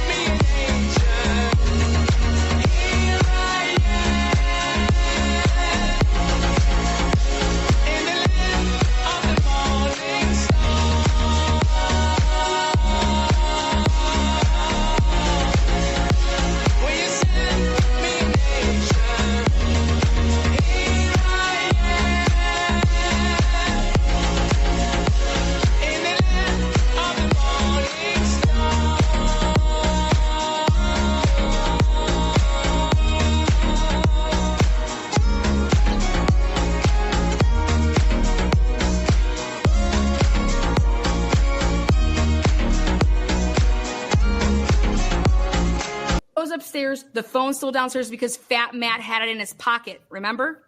Then Fat Matt takes it out and he starts doing shit. You ready for this, baby? Fat Matt texts that group from her phone the 2 times. Fat Matt deletes 2 screenshots. Fat Matt then makes the House Long to Die 2:27 and 40-second motherfucking search. While Jen is up in her bed, laying there like the dead fish that she is, okay? He goes upstairs. The phone's still downstairs because Fat Matt had it in his pocket. Remember? Then Fat Matt takes it out and he starts doing shit. You ready for this, baby? Fat Matt texts that group from her phone the 2 times. Because I was having Jen get the baby blankets to wrap around him. He then texted your wife, Brian Albert, and Nicole Albert, quote, "Tell them the guy never went in the house," correct? Yeah, that's part of the same text. Yes. Mr. McCabe, who was the guy that you were referring to? Does he have a name?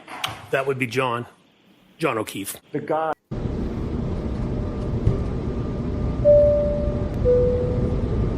Currently at 39,000 feet, James Jackson, Kevin Kev.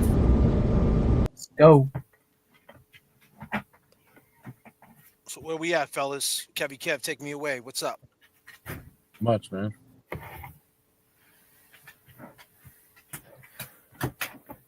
How we feeling, man? We got a couple days to trial, man. What's happening? Nothing. I heard there was some new theory on the whole phone call situation. Guess some lady got a little bit the other night. I guess like there was, the whole cell phone shutting off, and that's big. I mean, if it's something that, I mean, it's a little, on the eve of the trial, but I guess I'm trying to think of her first name. It might be Olivia. Yes. Olivia. I see it. She's on my Twitter.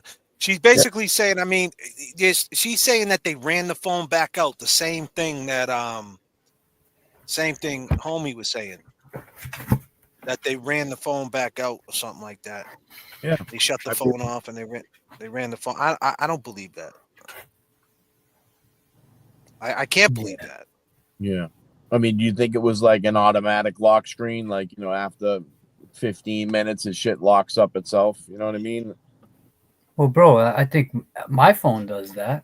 Yeah. If I put it down, like right now, if I put my phone down, right?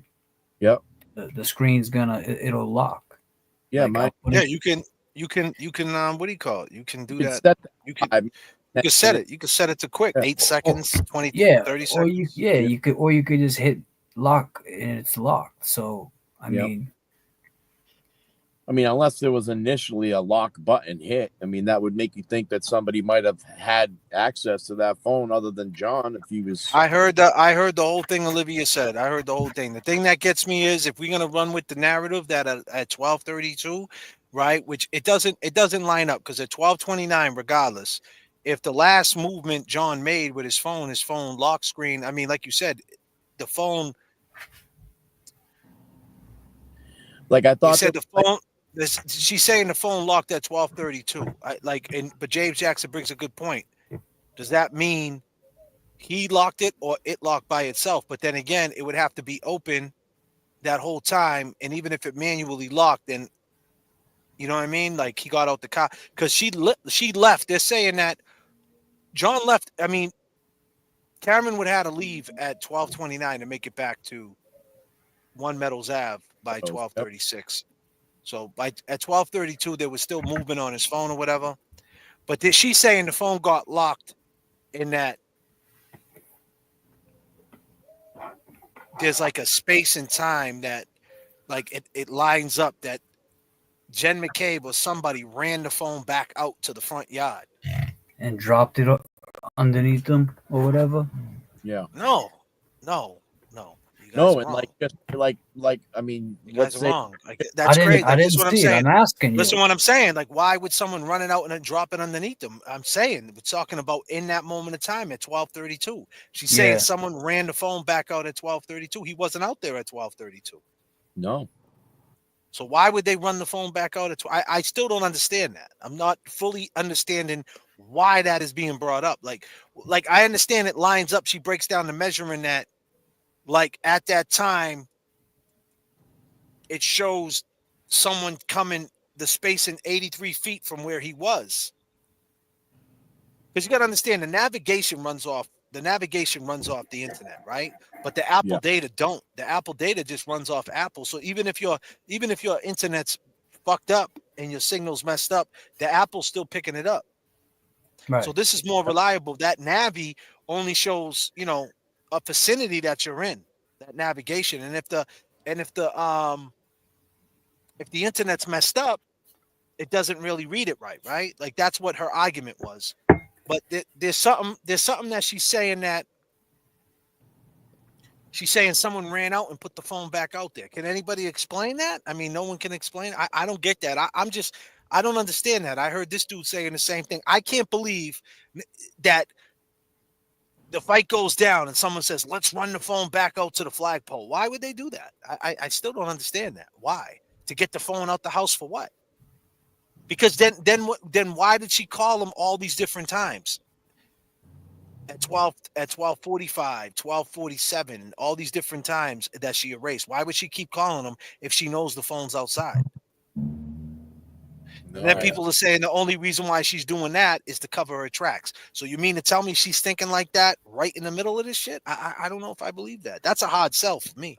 Yeah, it's a hard sell. It throws a wrench in the case, man, into what we already have built up on, our beliefs and evidence. Where was Karen was last seen? That's probably why. I mean, so that right off the bat, you're assuming that they're putting it on Karen right off the bat. What about Julia getting the donuts? And so then why? And so, but hold on. So then why would Karen be talking about a plow?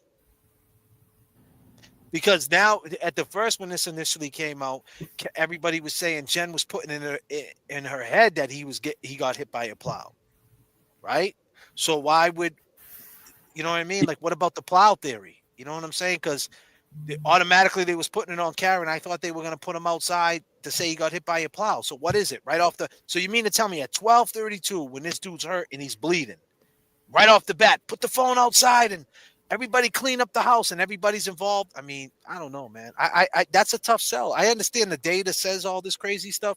I mean, at 12:32, it says that his phone moved. I mean, that the phone was locked. I mean, I agree, man. It's a hard one to sell. But JFK, man, and James, man, I'm gonna tell you, man, these dudes, these dudes are fake fucking people, man. They're trained to fucking, you got a house full of fucking cops, more or less. I mean, it's not like, like two dudes from the fucking, two high school football buddies are like fucking just bang somebody out and they're like, oh fuck, what do we do now?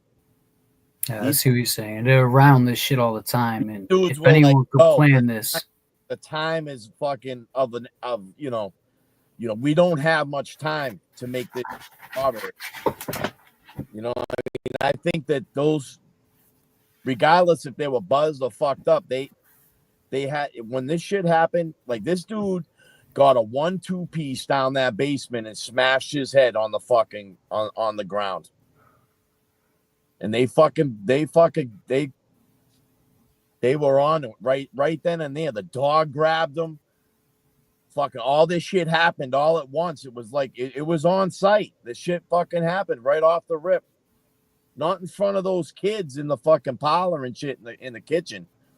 I mean, honestly, I think that the reason why this girl's saying this is because the Commonwealth got that phone not moving. So I think, and that's the reason I think that Olivia's saying that based on what the Commonwealth released at 12:32, the phone was locked. So they're going to say that when he was they're going to say the phone locked at 12:32. So basically I don't want to say the wrong thing because I don't want to insult nobody, but I'm saying it's the same reason why I feel that Microdot said it. Like they know that the Commonwealth are going to run with something as far as the phone never moved. So now you got to back that up, that the phone never moved, that someone ran it out the house. Like that's crazy. Like I But don't Jay, think we're. it's I don't back think to people, like you said, you know, with the location, if the data is gonna pick that up no matter what. Like if I call an Uber, right, it's gonna be in the vicinity. It's gonna show. I could be maybe 2 houses down, but it's gonna still show around this area. It's gonna show a circle of area of where I'm at. You know, it's not going to move. If I move down the street, it's still going to show, like, you know, if I move down one house, it's still going to show that I'm still kind of in the vicinity if you're going off of that. If that's what, you know, like how you were saying, his data wouldn't have moved, the phone. I mean, the GPS would have still showed that vicinity of the house. So I don't understand that either with the phone, what they're talking about. I didn't see the video. Like I think what JFK is saying is like the Apple Health and the Apple data, that shit's internal in that phone, so it's running off its own fucking, you know, your own, you know, it's probably gonna, you know, yeah, that's 98%, man, and the navigation's not because it's running off satellites. It's running off the internet. Yeah. But it still doesn't make any sense why people are saying that the people in the house ran the phone back outside, but yet there's so many butt dials after that. So the only way to explain the butt dials after that is by saying that she was automatically making an alibi for herself. And I can't believe that Jen McCabe was making an alibi right then and there and putting it on Karen, because then you got to ask your question, why'd she call up Julie? Right. And why she and then why go out and look for John? Like, I don't understand. At that point, if you're gonna already put it on her, why pick up the phone call when Karen called her? Why tell Karen to come over to the house at that point? Yeah, If like, you already yeah, know, yep. at 12:32 you're putting it on her. Why just tell her, just go to bed, John will be back? Right. Like why go out and help search for him? I don't understand that. I mean, I don't I mean, understand it, man. you would have to be a like really a sociopath. That's like type of shit. Someone take your wallet, help you look for it, type of shit. Like, oh, we just did a body, now I'm gonna help you go look for him. Come on, man. I can't buy that shit either, Jay. That was a good point. You know, she wouldn't have left the house if they already had this plan to put it on Karen. All right, I'll pull it up. I mean, in my eyes, though, fucking So moving around in the house, right? Because then he. Yeah. Cocksucker. So you think you know Wix? Do you really? My shit just crashed. First up, we've got shaped video masks. Oh, You shit can use crashed. different shapes to create completely. Damn, man, I hate when this shit does that, man. Yikes. Go ahead, man. Keep talking. My shit just crashed. Go ahead, Kevin. So you saw it. What I was trying to, I think Go what I ahead. was trying to say is, you know, for them, for you know, for Jen to be so involved with this shit, I feel like she's the one that fucked up. You know, she fucked up the story a couple of times. So, like, you know, I mean, whoever's directing this shit's like, fix that shit. You know what I mean? Like, you're gonna fuck everything up. You already fucked up. You Googled this. You know what I'm saying? And she I don't know. I feel like she was, you know, when you look at the waterfall, I mean, shit's always kind of goes back to the waterfall. That little chick was running back and forth, fucking, she was panicking in there. Never mind fucking knowing what the fuck's going down. She can't keep a secret. Yo, just look at who she lined herself up with after this. You know, the chick KP. Look at how her behavior, how she acts. I mean, they've yet to come on and talk about it. I think. Good. No, I was gonna say, you know, you know, like the other girl that was involved with the blankets and shit. I think they needed to drag somebody in from the outside. Kerry. Yeah. You know, I mean, they used her. They used that. So we're all gonna say this is premeditated, though. I mean, that's what we're gonna say. I mean, come on, man. It's not premeditated, man. It wasn't premeditated. Like, bro, you're talking about a dude. Right now, I could take 3 dudes with me to go steal a car, and they'd fucking run around the corner scared to death. I mean, if I took dudes to Macy's and said, "Yo, I'm sticking polos in the bag," they would run away. Like, nobody's gonna just be like, "Oh, let's just be involved in a murder." Right. Like, come on, man. Like that's not the like. That's my point. Is in a courtroom.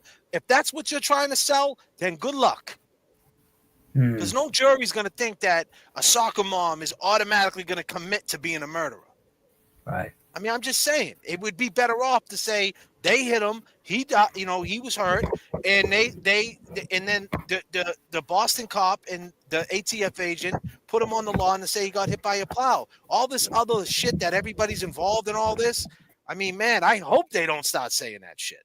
Yeah. I hope that's not the defense. I hope they don't say someone ran out and put the phone. Because if they say that, woo, that's going to be a tough sell. It's going to be a tough sell. It's going to be a lot to digest, man, for a jury. I mean, they just You're talking about a jury, like who's listen. You got Dave Portnoy. People see what they see. You know what I'm saying? Like people are going to hear that in the courtroom. You expect to believe that he went in the house. So now it was premeditated murder. I don't know, man. I don't know. So I don't want to say nothing bad. I'm just, you know what I mean? I don't. I'm just throwing that out there. But to be totally honest with you, at the end of the day, if she doesn't get found guilty of hitting him with her car, she should be good. I mean, what else more is there? There's nothing else, bro. That's their whole right? shit. That's the whole shit. So there's yeah, a lot but it's the way you sell it. It's the way you sell it. If you start saying that people wanted him, if you start saying that he went in the house and people were looking out the window waiting for Karen to leave to put it on her, to put the phone outside, and you start saying that they had this plan from the waterfall, like from jump, I don't know. I think you might lose them. But that's just my opinion. No, I can see that. But I'm saying, is that what's happening here? Is that the defense? I don't think that would be my. I'll tell you this much: if my lawyer started saying that shit, I'd say, "Listen, man, calm the fuck down. We ain't gotta prove this case, man. We ain't gotta prove who did this shit. We just gotta prove that I didn't do it. That's all right. this who ran the phone out and all this other stuff, That's man. right. Leave that up to their imagination. Don't throw that on the table. No. But I don't know if they're gonna do that. I don't know. When you think about the data and shit, like the phone data and shit, maybe there's something else that not that the Commonwealth, but maybe the defense got something too, like like a battery temperature or something. You know what I'm saying? That might. They got the same thing the Commonwealth got, bro. That's why it's called discovery. They got the same shit they got. Look at this. We can listen to what she says. Totally murdered. Inside that house, 100%. Like that. Yeah, that if Karen Reed went back to 34 Fairview, and connected to John O'Keefe's Wi-Fi at 12:36.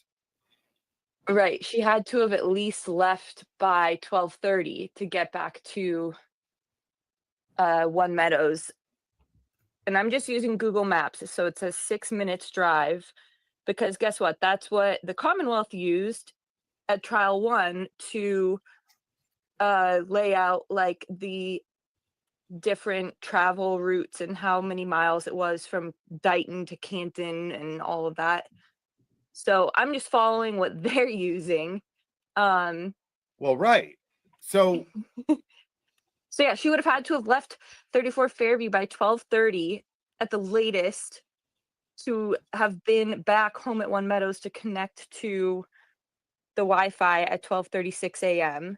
Which also, I mean, that alone just proves that Jen McCabe's story about Karen Reed's vehicle still being out front while she was texting her, texting John, is they also called it BS. to look for his phone.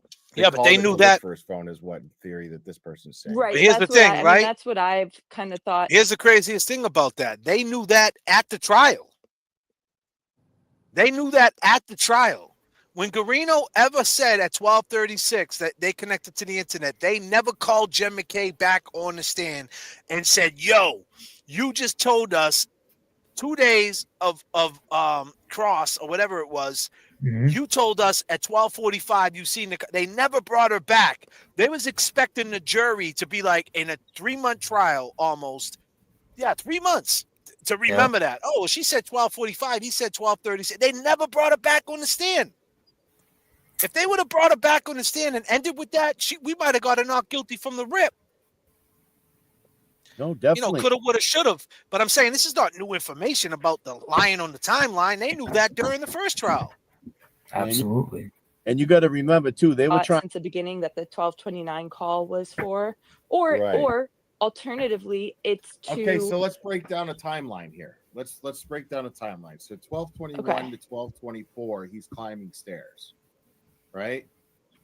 Right. So the 3 flights of stairs that it shows being climbed. He's either ascending or descending. Green doesn't know. He says he can't determine that, but he's either ascending or descending 3 flights of stairs between those period of time, between 1221 and 1224, 3 minutes. And right. Yeah. Yeah. And then I believe there's other. Let's see the steps data. Instantly turn your ideas into a video in seconds. To make this happen for a limited time, you can use the promo code VEED and get full. Sorry, guys. All right. Sorry, I'm just playing up my thing.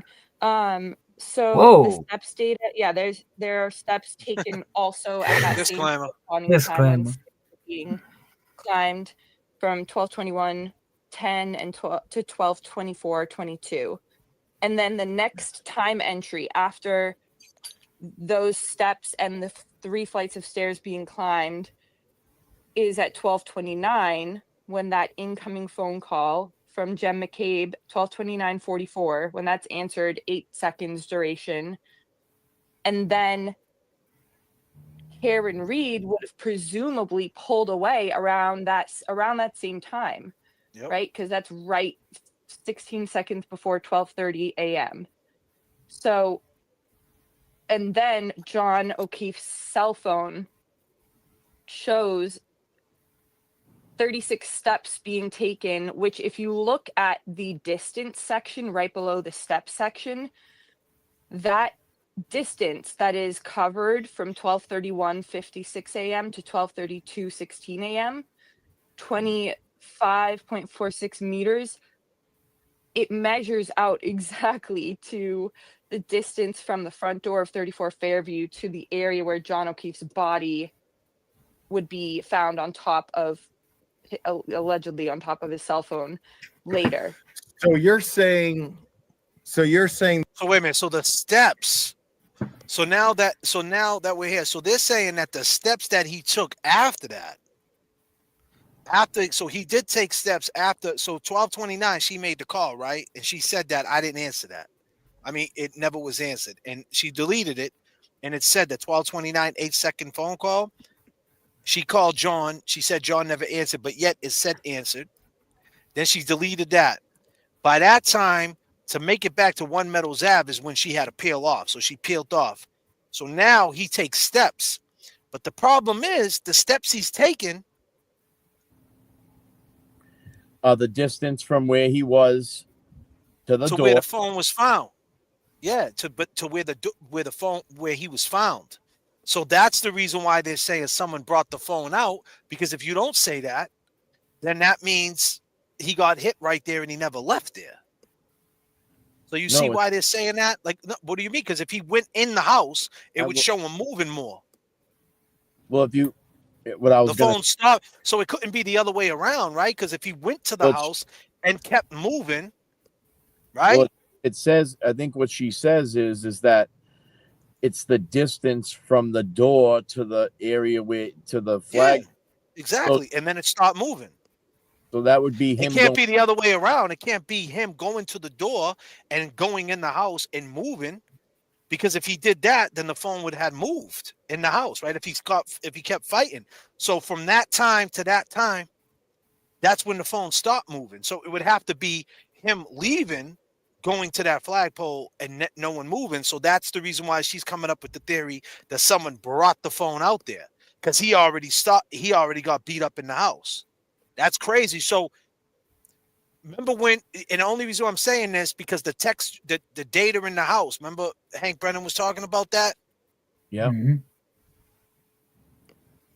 I think I have that when he talked about that. Man, Damn. That's tough. Yeah, You hear what I'm that saying, is. James? Yes, I do. And for to segue off of that, what they're trying to say with the phone, I don't think that really helps it in the situation because that's it. What's he gonna do? Walk to the front door and then walk back to the flagpole? No, what I thought, Go ahead. thought out of that video was that the way she says it when she's talking to Glara, the distance to where his phone was on the front lawn was the distance from the door, from the front door. I mean, But he already took the steps at 12:20. He already took the steps before that from 12:20, 12:23 to like 12:27 or something. The steps, he already took the steps. There was no recorded steps, and the only steps after that from that to the door, right? After that, there's no more steps. The phone stopped at 12:32. So if he was in the house, wouldn't he have kept moving in the house? Yeah. So he ain't it just makes him. gonna pause. So and- like you can't put it the other way around. So you're trying to put it the other way around. You're saying that he went to the door. Okay, then what did he do when he got to the door? He would have to go inside, right? Then he would kept moving. The phone stopped moving. So that means it was at the flagpole. So Hank Brennan's gonna say it stopped moving right there, and that's when she hit him. But the question is, how could that have happened if it's 12:32 and she gets to One Meadows Ave at 12:36? She made it there in 4 minutes. That's impossible. Mario and Well, what happened? What about what happened? What about the stairs though? That's what I mean. I mean that all. So I mean that was before. That was before. I'm going to keep playing it. Listen, it's confusing. I know. And listen, I might be saying it wrong. I'm not 100% what I'm saying, but I listened to this before and it caught me off guard. And because what he calls saying the same thing. When we watched the video with what's the chat saying first and foremost? Read some of the chat. Maybe they can help me out. Chat, help me out. Is JFK all over the place? What's going on? I'm not perfect, man. Jessica Souza says it was locked. It was locked. It manually. Yeah, manually could have locked. Yeah. Sarah Clancy. Yeah. At what minute mark did he do those stairs again? That's the thing. I'm about to play the video. I'm about to play more of the video, right? So I stopped it, Kev. So maybe you're right and I'm wrong. You know, I'm not trying to be right. I'm just trying to understand that bringing the phone out shit. That's the confusing part. So let me play what Hank Brennan said. I think Hank Brennan says something about it right here. So this might be the reason why she's saying that, to combat what Hank is trying to say. So let me see if this is testimony. The issue regarding glass, I expect, is going to be a issue in the next case, and I say that because we learned last night, for the first time on a public airing of an episode, that the defendant suggests that Mr. O'Keefe took her vodka soda glass out of her car. Now, that is the first time we've had any statements from Miss Reed suggesting that, and also there was another statement regarding a claim that Miss Reed pulled glass from John O'Keefe's face. Never heard that before. So we have full testimony. The issue regarding glass, I expect, is going to be a issue in the next case, and I say that because we learned last night, for the first time on a public airing of an episode. On. That's not it. That the defendant. I think I got it though. Hold on. Give me a second. Yeah, this shit's crazy. Soundbite Hank, man. He's learning everything off of the sound bites. Well, it's crazy. That's wild for the night. I think the other night, Jimmy was saying that there's got to be like the entirety of it, right? I mean, can't they have to? I mean, is there a way they can bring that in? Rules of completeness. Yeah, rules of completeness. I mean, they might be able to shut some of that shit down, you know? Yeah, but they might be able to, but at this point, Kev, it's like that shit's out there. You know what I'm saying? They already got it off. I heard someone say this, one of these lawyers, I think it was a DUI guy, saying, even though Bev will say, with the objection, or when they say something, even though they say objection, Alan Jackson still got that off. The jury still heard it. You know what I'm saying? Even though it's still wiped, from whatever their transcript is doing. You got that last statement, but yeah, already in there. No, but that's if that's like you said, if they let that in. I mean, because at the end of the day, I think they need to put it in context that when she was saying the things she was saying, she was in trial. She was in trial, and that's because it's like the rules of completeness is to explain where this documentary took place and like why did it take place and what was it about. It wasn't just about the story; it was about her trial. That's what I got from that documentary. So therefore, if they can get that in and like fight that, Your Honor, if you can't explain what she was doing in this video, like where was she? So when she's speaking, where is she right now? She's at a hotel. Why is she at that hotel? Well, she's at the hotel with her lawyers. Well, why is she at the hotel with her lawyers? Well, she was on trial. They don't want to say that. That would open up the door to let the jury know that she had a trial. And why is she here on another trial, which means is there was a trial before and they couldn't get her. So they don't want to open up that door. So that rules of completeness, I don't know if they're going to work on that to put Hank in a pickle. Like, okay, you can play it. But when we step up and we say, listen, where was he? Where were you when you seen that? Like, you know what I'm saying? Oh, you have to put it into context what the documentary is about. It's not just about her telling a story. It's not like she's at her mother's house telling a story. She's in a hotel, the night of a day of court, right, on trial. Yeah, no. So I think it's only fair to put it into context why she might have said the things she said or her attitude was the way it was. I mean, wouldn't that be fair? That's the rules of completeness. But I don't know. I haven't seen nothing. I mean, maybe they'll tighten it up like as they stop picking the jury, but that's the reason why I'm saying that. I don't know how that goes, but that's the reason why I'm putting it out there. Maybe one of these lawyers are watching right now and they're like, hey, who knows? I'm sure they already know 100%. Let me just play this. Text stream data is critical. The text stream data is critical in this case because it shows time and place with the new information that we have. So we know from the Waze information exactly where that car went from the waterfall to the flagpole. We know where it didn't stop along the way. We know, based on the phone data, Mr. O'Keefe's phone data, when he was in the car until. We have all that evidence, and as a bioengineer, he can consider all of that technical data, which will be introduced through other witnesses at trial before he testifies. And it's important. The location and timing of that car is important. This is all science and data. It's not witness testimony. It's science and data. And it puts that car at that flagpole at the time Mr. O'Keefe is there with his cell phone, locked into the Bluetooth in that Lexus until he gets out of the car after 12:30. And within 2 minutes, we allege this collision occurs. And there's Apple Health data, there's location data, there's cell phone battery temperature. It all coincides. He should be able to consider these things in his study. So the problem with that cell is that you're saying, Hank, that it happened at 12:32. So that means she made it back to 1 Meadows Ave in 4 minutes. 4 minutes. So forget where the phone's at and all that other shit. And I think it's the cell. The cell is that the navigation got him. Everything that this girl's saying she picked up on, they're going to say it in reverse. You know what I'm saying? They're going to say, yeah, the phone was found right there. Yeah, it was out there. Like the way she's saying someone put it out there, they're going to say, no, he dropped with the phone. Feel I me? like what Lisa Mull said.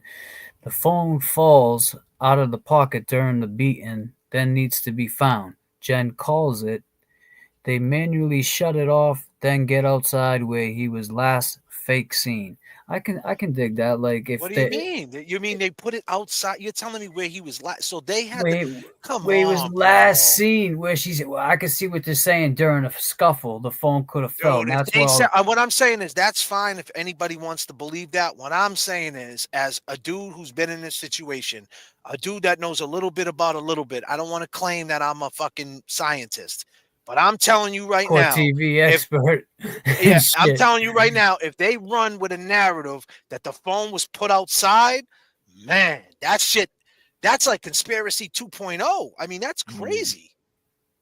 Because you're saying that they had the know-how to do that right in the moment. I'm talking about a soccer mom. So you mean to tell me Jen McCabe got the know-how to get the phone out there right where he's seen? Like, that's what they're thinking? Come on, man. After a beating? I don't know, man. I don't know. You tell me, James. That's my opinion. You guys can take it. Go ahead. Speak on it. It's a lot, man. It's like he said, it's a lot. I think if they do bring Don't that agree in, with me. Whatever you guys do, do not agree with me. I'm not Say agreeing. whatever you want. I'm saying what this. I'm gonna say what I'm gonna say. The only thing I was saying with her, yes, the phone could have it fell out during a scuffle. That's a fact. That could have happened. But to say it was placed there, I don't know. I don't know if I buy that 100. Like, nah, I don't buy that. I need to see more of this. Yeah, so let's listen to what Olivia got to say. Hopefully Olivia's watching and she can let Saying us that the know. phone was put out there at 12:32. Correct. I mean, I just think, first of all, it's powerful evidence that anywhere in this data you have in these data you have a distance being like traversed that is the exact distance approximately from the road to the front door of the house if John O'Keefe never went in the house. That is a incredible coincidence if he didn't go inside the house. But my point is that the fact that we see that distance being covered, that being the exact distance between the front door and the the point is the distance that's being covered when he gets out of that car upon arriving there, and then he's also moving around in the house, right? Because then we also see the flights of stairs being. My name is Ashley Puyol. Come on, man. I am the So see, she mentioned the flight of stairs after because there's movement in the house. That's where I think I got confused. And so you're not going to see that exact same distance, I guess, when he's arriving because he continues to walk inside the house. The point is, let's say if somebody's calling for his phone, looking for his phone at 12:29 a.m., they get his phone and then they're watching out the front windows of the house or the front doors of the house. And is it a coincidence that moments after Karen Reed would have had to have pulled away, it appeared, because if you look at the speed with which those steps were taken when that phone covers that exact distance from the front door to where John O'Keefe's body is found, whoever is carrying the phone at that time is moving pretty quickly. So let's say Karen pulls away and then the phone is run out and it deposited on that part of the lawn. So you're saying that somebody put the phone out there while Karen Reed was still sitting in the front of the house? I'm just saying that that's what these data point to. Well, not while she's still sitting outside the house. No, right after she leaves. That would explain my point in this post is that would explain why all these people are inexplicably watching her sit out there this whole time. Okay. But that still doesn't explain what the significance of him locking his phone at 12:24 is. Or 12:32 is. The significance of that, first of all, is the state is alleging that John O'Keefe was struck and killed enough to be thrown, pirouetted 30 feet in the air. And so then why would his phone show him locking it when he was just incapacitated? Yeah, that's a great point. Because that happens. Yeah. That's the last. That happens. There's no movement after that. Yeah, I'm thinking he locked his phone. Well, who else would have a reason to do that? So he locked his phone while he was inside the house. He's going up and down stairs at that. That's right in the middle of that time. So he's going up and down stairs. And the locking the phone. No, that's the locking of the phone occurs 8 minutes after the last flight of stairs is climbed. Am I okay? Wait a second. last flight of stairs would be climbed at 12:24 a.m. The 12:24. phone is locked at 12:32 a.m. Oh, okay. I misinterpreted the time in the. Okay, gotcha. I think the interpretation is. But the interpretation. Hold on. So you're saying that the last flight of stairs was at 12:23 or 12:24. Let's see. So right. it says 12:24:37 a.m. Yeah, I just got confused on the time. Okay. Mm-hmm. So 12:32, his phone gets locked. So he's already supposed to be incapacitated at 12:32, according to the Commonwealth, is what you're saying. Right. I mean, but also just the very notion that what I'm trying to say is these data don't point toward John being the one manipulating the phone at 12:32 a.m. because how could he be locking? Right. How can he be locking the phone after just sustaining an incapacitating head injury? Right. It makes no sense. Why would he go to push the side button of his phone unless, and I'm just playing devil's advocate here, unless he's incapacitated? Here's a good point. He pushes the side button to call and 911. when you hold down the side button, it activates IRI. Mm-hmm. Okay. Maybe he didn't have enough strength to hold it down. And maybe he was going to try to say, wait, what? SIRI, call 911. You didn't know this. You know, I don't want to say it because it'll activate it on my fucking laptop. Oh. So that I know that on my Great phone, point. That was a good point. Must be the T-shirt. It will activate SIRI. He was based on the testimony from Dr. Stonebridge. The head injury that John O'Keefe sustained, he would not have been able to even process doing any such thing. He was incapacitated, so he wouldn't have been able to have done anything, let alone think about it. But I like your thought process. I'm not saying I believe it. I'm just trying to prepare myself for some bullshit that the Commonwealth would talk to him, Glera. No, it's actually good because when you said that, I was like, that's literally something that they would try and. I mean, that's something that's logical, though. Right. That's something that you could get that to the jury. So, because that's the thing. But what that does is that, I mean, they would still have to prove that. You know, chat. the neurosurgeon is going to testify that John O'Keefe manipulated his. At the end of the day, thank you, Glera.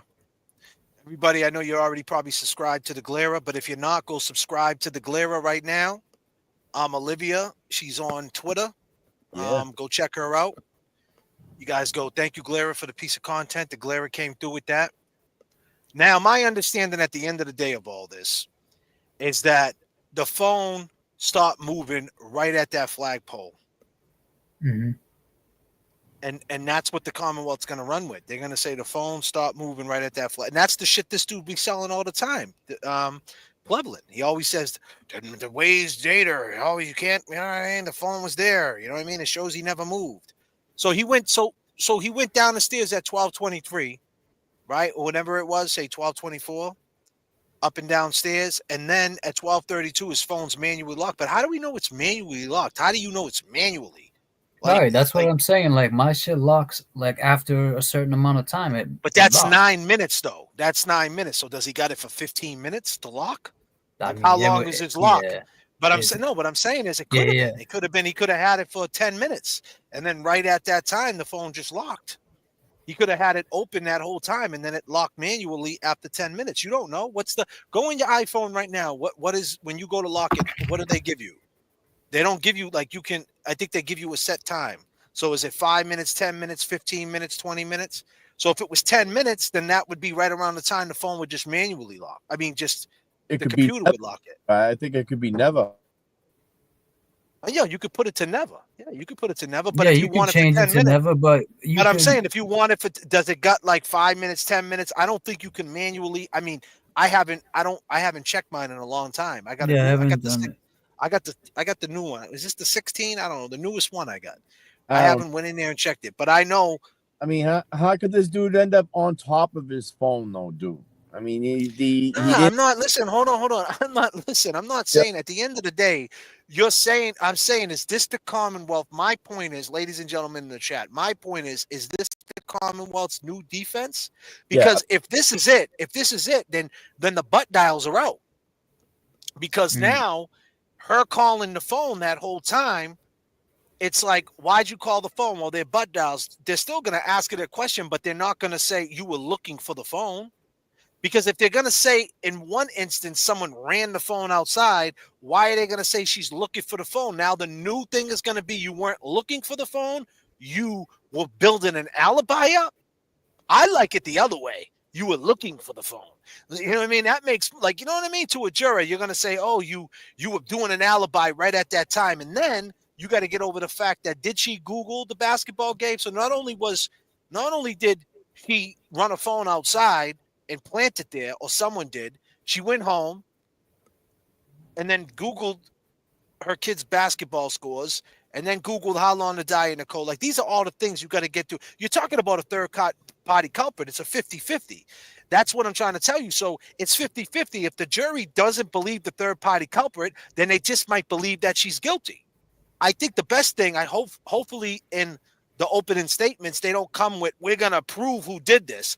They don't say that. They just say, you guys, the Commonwealth cannot prove this beyond a reasonable doubt. As long as they say that, then all the stuff that Olivia is saying is reasonable doubt. No matter how you flip it, no matter if you believe it or you don't, it leaves the reasonable doubt. So I'm good with it. I'm not against it. I just don't know necessarily if you run with if you're saying that is what happened, like, no, they did it and this is how they did it. I don't know if that's a good sell, if that's what the Commonwealth is going with. It's crazy. Yeah. You know, too, he's an officer, so he might just have things like that set up in his phone different than us. Here's a good point right here. Zappy Cat. He ran out to catch Karen, right? Then someone with a good arm threw something and hit him. They dragged him back, but he lost his phone. But then if that happened, then everybody in the house seen it happen, and everybody in the house knows what happened, and everybody in the house kept their mouth shut this whole fucking time, and no one broke, and they all committed murder right at 12:32. I mean, he was still breathing. He didn't die until fucking almost 9 a.m. the next morning. What was it? 8 o'clock, 8:45 he died or something like that? When he died, Josie. R.I.P. John O'Keefe, by the way. R.I.P. I think John he died at 8:30. So I mean, he was still alive at that point. So you mean right off the bat they're doing all this? I don't know, man, about that. And I get it. That's reasonable doubt what you're saying, Zappy. But I mean, come on, man. Like like he's not even dead yet. Right. Not like they pulled out a pistol and blew his face off. You know what I mean? Kevin from South Boston, call us up. Let us know what happened. Right? Fuck, we're trying to figure this out. Help us out, Kevin. In my South opinion, Boston. cell phone by the flagpole in case Karen drove back right away. They did not know if she might drive back, and if Karen came back and found his cell, they could keep her from going into the house. I mean, so in other words, as Karen came back, rang the cell phone, found the cell phone. I got the cell phone. Now I'm going back to One Meadows Ave with the cell phone, and I won't go in the house. Free bird. I appreciate it. I mean, that's your opinion. Hey, I'll run with it. I just don't believe that. As much as I don't like these people, I just don't believe that they were thinking murder off the rip, especially when he's not dead. I mean, you gotta understand. In there gurgling, he's breathing. You're probably thinking he's gonna wake up. You're hoping that he's gonna wake up. Man, no, I mean, they got the stare data, dude. Yeah, they got the stare data. You're not understanding. They got the stare data from 12:24. They got the stare data that he went down the stairs. They're gonna dismiss that because they're gonna say at 12:32, there's data of the phone moving to the spot where he was hit. Okay, so they're gonna say he disconnected from. This is what the Commonwealth's gonna say. This is what I think. They're gonna say he got out the car at 12:30, disconnected from the Bluetooth, and then he might have walked up towards the door. I don't know. Like, then he got hit. I mean, the 83 feet, that doesn't explain if he got hit and he went 83 feet. How'd he go to the door and back? So he got hit and then he walked back and came back. So it doesn't make sense. Regardless, it doesn't make sense. We'll see. Whatever how you look at it. So, but when I get what you're saying too, but for the defense, we have to just show that he made it in through that, beyond that fucking front door. And like you're saying, the Commonwealth has to show that the phone never moved from where they found him. Hold on a second. Josie. If the defense, hold on a second. Josie. Hey, do me a favor. Call right back.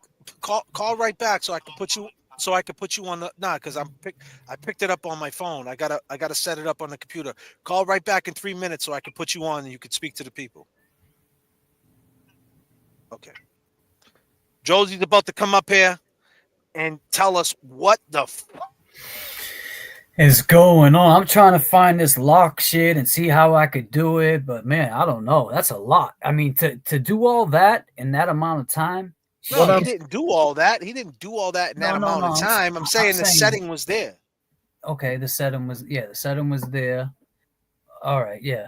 What I was trying to say too, man, is like, with the stair data and shit like that. I mean, they're saying that he never went in the house. All those people are saying that he never went in that house.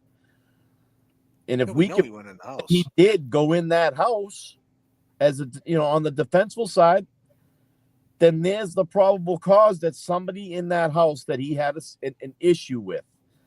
Two of them right off the rip is Kevin from South Boston and fucking Colin. I mean, that shows that there could have been an issue inside that house. Mm-hmm. Josie Lou from 1221 to 1224 is 3:19 minutes from 1224 to 1231, almost 7 minutes past without activity. At 1229, Jen calls John. The phone was found. Someone takes the phone outside in 20 seconds from 1231 to 1232. But my question is why? And then why the butt dials after? So you would have to explain that. Like, that's my thing. My thing is like, okay, I get all that. He didn't move from 1221 to 1224. He went up and down the stairs. Then at 1231, right? So she says 1221 to 1224, 3 minutes passed. From 1224 to 1231, almost 7 minutes passed without activity. At 1229, Jen calls the phone, that 8-second phone call. Now she finds the phone. And then someone takes the phone outside 20 seconds from 1231 to 1232. Puts the phone outside. But then let's go into the data, all the back-to-back phone calls and the text messages at 1245 that Jen was doing. So what is she? So right then and there, she was covering her ass. If they come in with this, right? Shit, it's going to be a whole new trial. It's going to be trial 3 if they come in with this, bro. Oh, hold on, just drop the bomb on him. Straight up. Portnoy, we didn't forget about you, buddy. We didn't forget about you, Portnoy. You're right. Oh, shit. Hit the heel toe. Hit the heel toe. Hit the heel toe. Let's go. Let's go.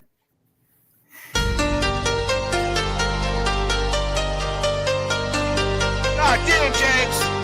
Trial 3.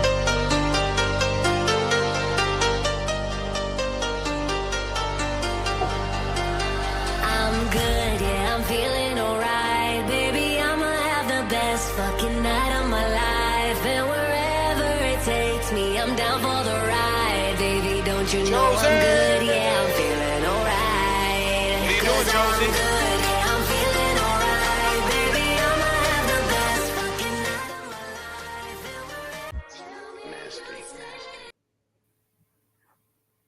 Hold on 1 second. Hold on.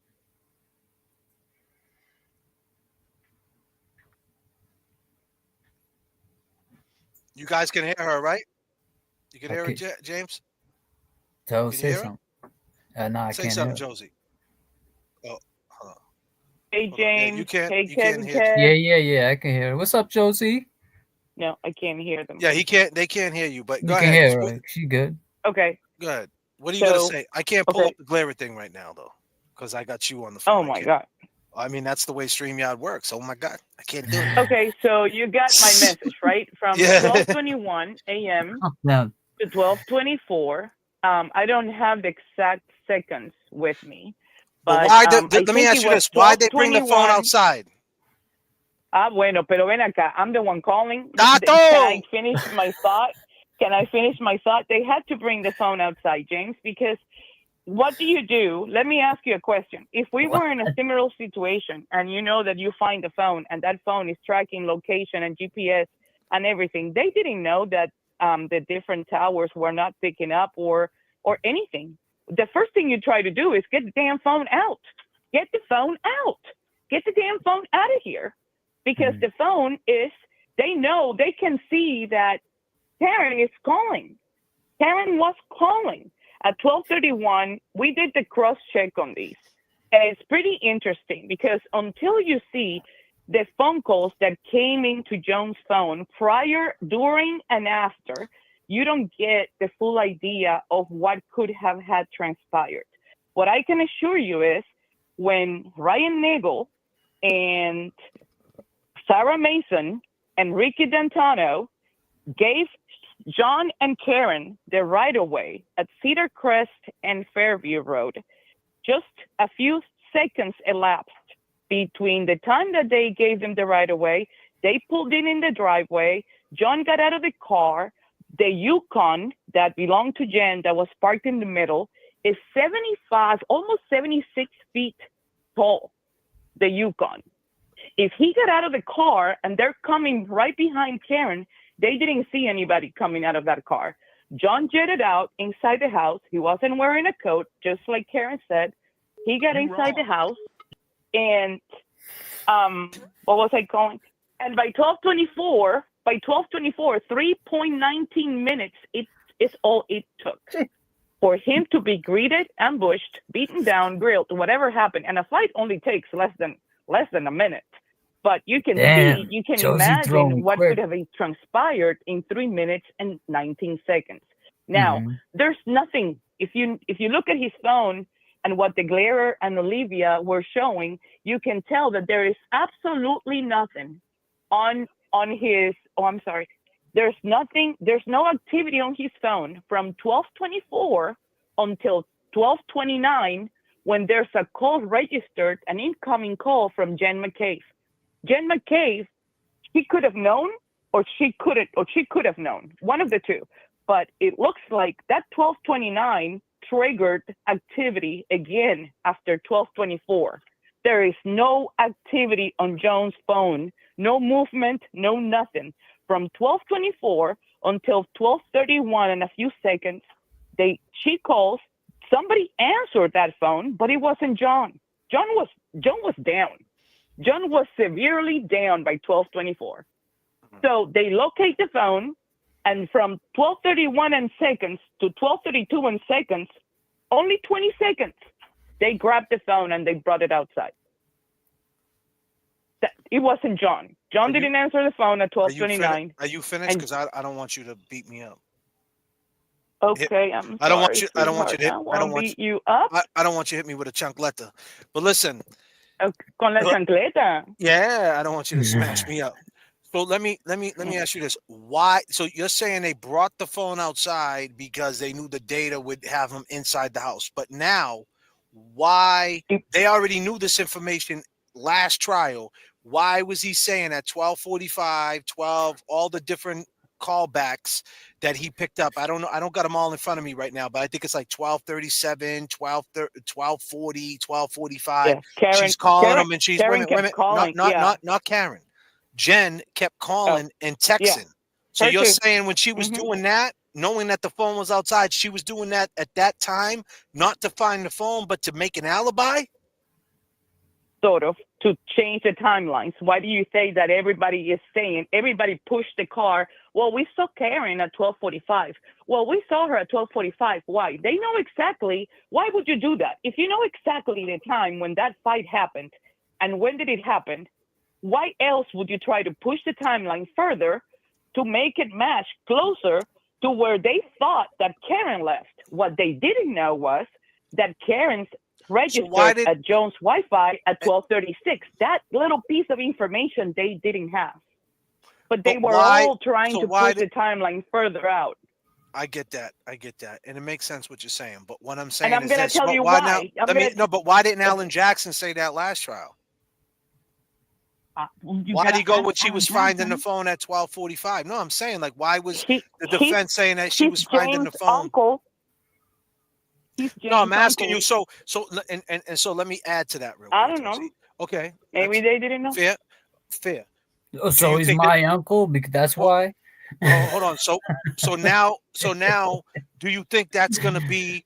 So this is what we're discussing. Is that going to be because I asked the same question when I played Microdot's video, and I said, why did they got the phone outside? I didn't understand. I said, well, is there something is that a subliminal to let us know that's the direction they're going? So to ask that question, do you think that's the direction the defense is going now in trial? They're going to say exactly what you just said? I have no idea. I really have no idea what they're going to say. And I know that some of this information did not come out until later on because more information was obtained as far as the location, the phone, and it was also later that it was shared with the public. We didn't have all those calls and Jen's calls and Karen's calls until later on. So it's not as simple as just looking at Jones' phone and his health data. You have to cross-check it with everything else. But look how everybody's focusing on 12:21 to 12:35 and 12:31 to 12:32. But what about the time in between? To be fair, Josie, relevant. Josie, to be fair, I got to put you over real quick, meaning I got to give you props. You were telling me this shit like 6 months ago. I was. I've been trying to tell you, and I tried to tell, what's his name, Nick Bubbo, that the damn phone was on the damn Faraday bag from 12:32. What's his name? What's his name? Rick Bubbo. And it's like, okay, well, do you have proof? I don't have any fucking proof. Do you think I'm a fan? Or do you think I'm an investigator? You just prove the damn proof. Those people are all cops. All of them are law enforcement. Do you think they didn't have a radio? Did you think that they didn't know when the 603 call, 911 call came in? Don't you think that Brian Albert had his radio on in his nightstand, and he turned on the phone immediately after he saw that the 911 call came in? And he turned on Jones' phone. Jones' phone did not leave that location. Jones' phone was off. Either was off or it was in a fucking Faraday bag or a Ziploc bag with an aluminum paper. Okay? These are cops. They're not rookies. This is not the first time they do this shit. Josie, talk to him! Josie. Fuck! Talk to him, Nick Josie! Bravo? Yo, let me just say this. You want me to talk to... Let me just say I this. am your fucking Olivia Lambo, okay? No, let me tell you this, ladies and gentlemen of the jury. Oh Let me tell you something. Josie told me this 6 months ago. 6 months ago. She told me this. Everything that she's saying, the reason why she knows it front to back, everything Olivia said, she already said this shit 6 months ago. And Olivia was saying it too. To be fair to Olivia, she was saying the same thing, I think, because I seen a post that she put up on Twitter back in 2023. So you guys been on this. We reached been on it. Similar conclusions. What nobody has actually focused on, because I have a background in auditing. What nobody has focused on is the time that lapses between what triggers one event and what triggers the other event. That alone, those 7 minutes where there's no activity, tells you that John was freaking down at 12:24. That's what it tells you. His death fight, everything that could have happened between 12:21:05 to 12:24, 22 seconds, I think it is, or 52. I can't remember. But I don't have the papers in front of me. It's all right. But 3 minutes and 19 seconds, that's when it happened. And the damn phone was either turned off or in a Faraday bag by one of the damn cops that, what do you think they put the blood in solo cups? They can't admit that they have any sort of supply with them to secure any evidence. If they were to admit that they had cups, that they had, sanitized cups to secure anything. What does that say? They're also admitting that they have a fucking Faraday bag, and that's why the phone didn't register anything. Let me ask you a question. When you have your phone and your phone is locked and you're walking with it and you're whatever, the minute that you turn it on, what happens?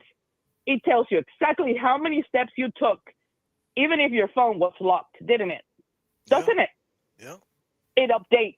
So those 432 steps that he took, I am dead certain. I would put my hand on fire that Brian Albert, somebody at that house, had that phone with them. Somebody did. And those steps include the steps that they took to get John out and put him on the flagpole. I am certain. And I am certain about something else too. Jennifer McKay, at 2:22 in the morning, she gets to her house.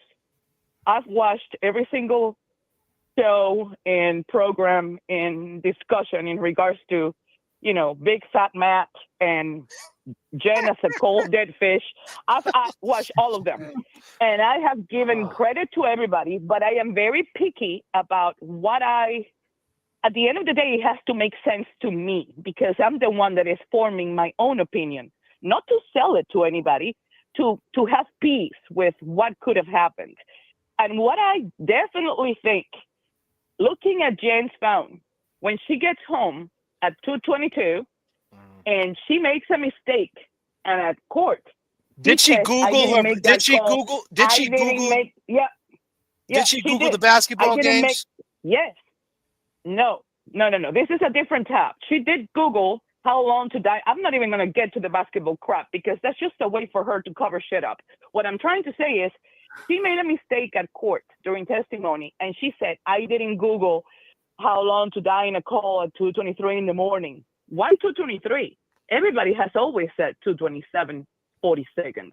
Why did you mention 2:23? Well, what happened was at 2-something in the morning, Brian Albert and Brian Higgins were butt calling each other. Do you remember? Yes, indeed. They were calling each other back and forth. And who was the logistic coordinator, program manager of the whole entire shebang? It was Jen McCabe. Jen McCabe started with the Google and the searches and the texting and whatever anywhere between 2:23 and at 2:27:40, that tab remained static. And she deleted it. She deleted the search. But she had texted and a screenshot of the result of how long did it take to die in the call. And it was exactly 90 minutes. And you know why I know it was 90 minutes? Because that's what NOAA.gov said at those temperatures that exact day. And do you know why I said it was 90 minutes? Because she must have set an alarm. I haven't gotten any cellular. So let me ask you this. Was the phone out there the whole night though? Oh. They brought the phone outside. The phone, John's phone, was it outside the whole night now? They brought the phone outside. I think it was at 34 Fairview the entire time. It wasn't a Faraday bag. You said they shut it off? Somehow. You said they shut it off? No, I don't think they shut it off. So was it working? I think it was. Yeah, wouldn't it Yes, shut it was down? fully operational and not Weather? frozen. And John didn't have frostbites either because John was placed outside 90 seconds before Jen McCabe and Karen got there. And that's the other part of it. So wait a minute, the phone wasn't the phone shut off though for being too cold? The phone didn't shut off because it wasn't too cold, because it wasn't cold. It was brought outside, and then they brought a damn Faraday bag. They put it on a freaking Faraday bag. The phone was operational the entire time. It was just not pinning and not registering anything because it was either in tin foil or in a Ziploc bag or in a Faraday bag. I can assure you that. At 6:04 in the morning, that phone came back to life. You can look at it on the records. It did not do anything from 12:32 until 6:04. It is clearly indicated there. And it wasn't until 6:04, like seconds. So the phone after 100%. Jen So your take on this. So the Commonwealth's take on this, the phone was outside, but John was on top of it. And your take on it is the phone was outside, but John was in the house dead. No. Yeah, I think Jen had the phone. I have a feeling Jen had. But how did Jen have the phone? Brought It it could start moving outside. right there. They brought it outside. They putting on it because when you put a phone, any phone, on a Faraday bag, you can still manipulate the phone. The phone is not pinning location. It's not pinning any towers. It's not pinning anything. It's inside a damn Faraday bag or a Ziploc bag or a tin foil. So they know this. They know this all. They know this all. So my question is, they know all this going in, like that. I mean, they're going to count on that to work right at the time. That's equivalent to me and James, right? We used to wrap. I don't know. We used to take the duct tape and wrap up the bags and throw polos in it. But the only way you find out is to walk out of the store with fucking polos. Ay, mi madre. Okay, these are not polos, man. So, but I'm it's saying, not the same as the tape either. Oh my disclaimer. These are not polos, man. It's a risk. Josie. But wait, it's a risk. What, okay, what I'm trying to tell you is it standard Massachusetts? I hope not. Sometimes it's not so much what you can see on paper as far as the times when he got there, when the 3.19 minutes that he was there, is the time that elapsed in between. In the meantime, before Karen left, and Karen left right around 12:29. When Karen left, that's what triggered Jen to call John, because he saw that she had left and she started calling the phone, and the phone was answered probably downstairs in the basement, whatever it was that they were. He lost the phone in the middle of this fight, and the phone was located. And if you notice, her call was at 12:29 and she hung up. She called twice. One time it wasn't answered, and the next time it was answered, and it was not answered by John. The second call at 12:29, the phone was identified where the heck it was. And between 12:31 and 12:32, only 20 seconds, between 12:31 and 12:22, the phone was brought outside to the flagpole. Maybe somebody somebody had a Faraday bag in somebody's car, in the Jeep that was parked somewhere. I have no idea. But I can tell you that it was locked, and it was contained, and it was fully operational, and it wasn't frozen, and it wasn't frozen. And maybe Jen brought it back, and that's why Matt came back. I'm not sure what happened. None of us were there. So all we can do is assume based on what happened. And another thing that I had thought about, which is totally impossible, that Jen saw Karen and John leave. You know, I'm thinking like devil's advocate here, looking at it from 2 points. But there is no way, John, just like Olivia said, there is no way John could have had attempted to come upstairs and get out of that house. The way that he was injured with the last blow in the back of the head, which was not caused by falling either, because if you notice, the injury is higher up, not so much lower. I need Kevin from South Boston. That crippled him. Straight up. That crippled him. And I don't know whether it was Higgins who hit him in the back of the head, and that's why he ran like a chicken. But he could explain it, because this is getting crazy. Yeah. All I'm saying is, at the end of the day, all I'm saying is, if this is any of their defense, James said it 100% right. Then there's going to be a trial 3. This is a tough sell.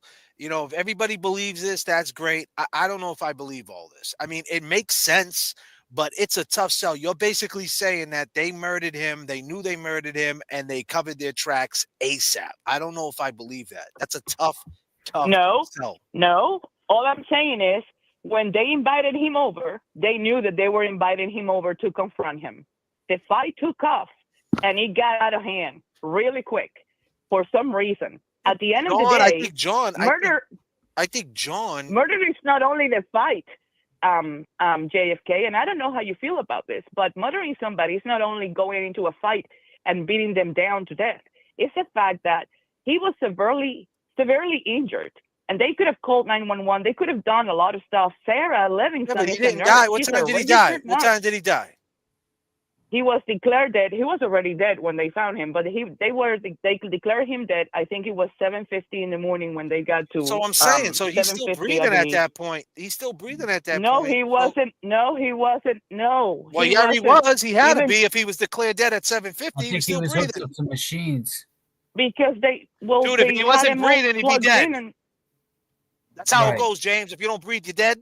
No, I get it, but I'm saying maybe they was hooked up to a machine. By the time they found him. Even Jen said it. And that's the reason why Jen was delaying Karen too. Karen calls Jen at 4:53 in the morning and goes to Jen's house, and Jen decides to, no, Karen, let's go back to One Meadows. You know why? Because the 90 minutes weren't up.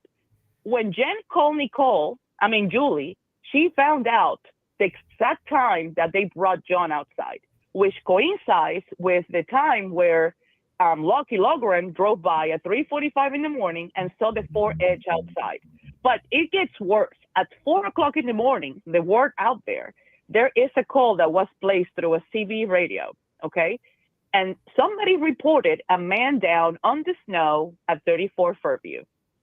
That call was picked up by a landscaper company. I don't know if you've heard about that. And I don't know if you know about Peter Murphy, but Peter Murphy is very active. And James probably knows him because he's all over the place. And that James. call did happen. Is he saying yes or no? I can't see. Yeah, him. I know Peter. Hi, James. Yeah, James. Hi, James said he knows Pete. He said, yeah, he knows Pete. Okay. Okay, so that phone call was quickly discarded, and somebody was told to ignore it. But if you notice, at 4:53, Karen calls Jen. She goes to get Jen, and Jen insists in going back to One Meadows. Let's look for him here. But and what did Karen say at one of the last shows that she did? I was just there. He's not here. Why are we coming here? And then they ended up meeting with What? Terry. She said I was just there. He's not there. She said that. Yeah, he's not there. Yes, he's Wait a minute, not she there. said she Why was are just we coming back here? Hold on, calm the. And they get back on Carrie's car. Wait a minute, you said They that get she back on said I was Carrie's just car. there. I don't think she said that. So you're saying Yeah, she was? that she you're just saying came that, from One Meadows. Oh, It yeah, was One Meadows. Jen One who Meadows. insisted- One Meadows. Yeah, One Meadows. Okay. it was Jen who insisted. Yeah, to One Meadows. It was Jen who insisted to go back to One Meadows and look for One John Meadows. over there. My That bad. maybe I he thought you was meant passed out on a 34th. couch. Me too. I was No, like, and Karen said, I was just there. He's not there. And then they ended up going to 34 Fairview. And then all of these comments and all of these critics about, well, nobody saw him, but she saw him immediately. Of course she saw him. She's the only one looking for him. You knew where he was. You were trying to delay the arrival because the 90 minutes were not up. Were they, Jen? They were not up. I know you're listening. So by the time that they got there, it was already too late because he had been there 90 minutes. He was placed there at 3:45 in the morning.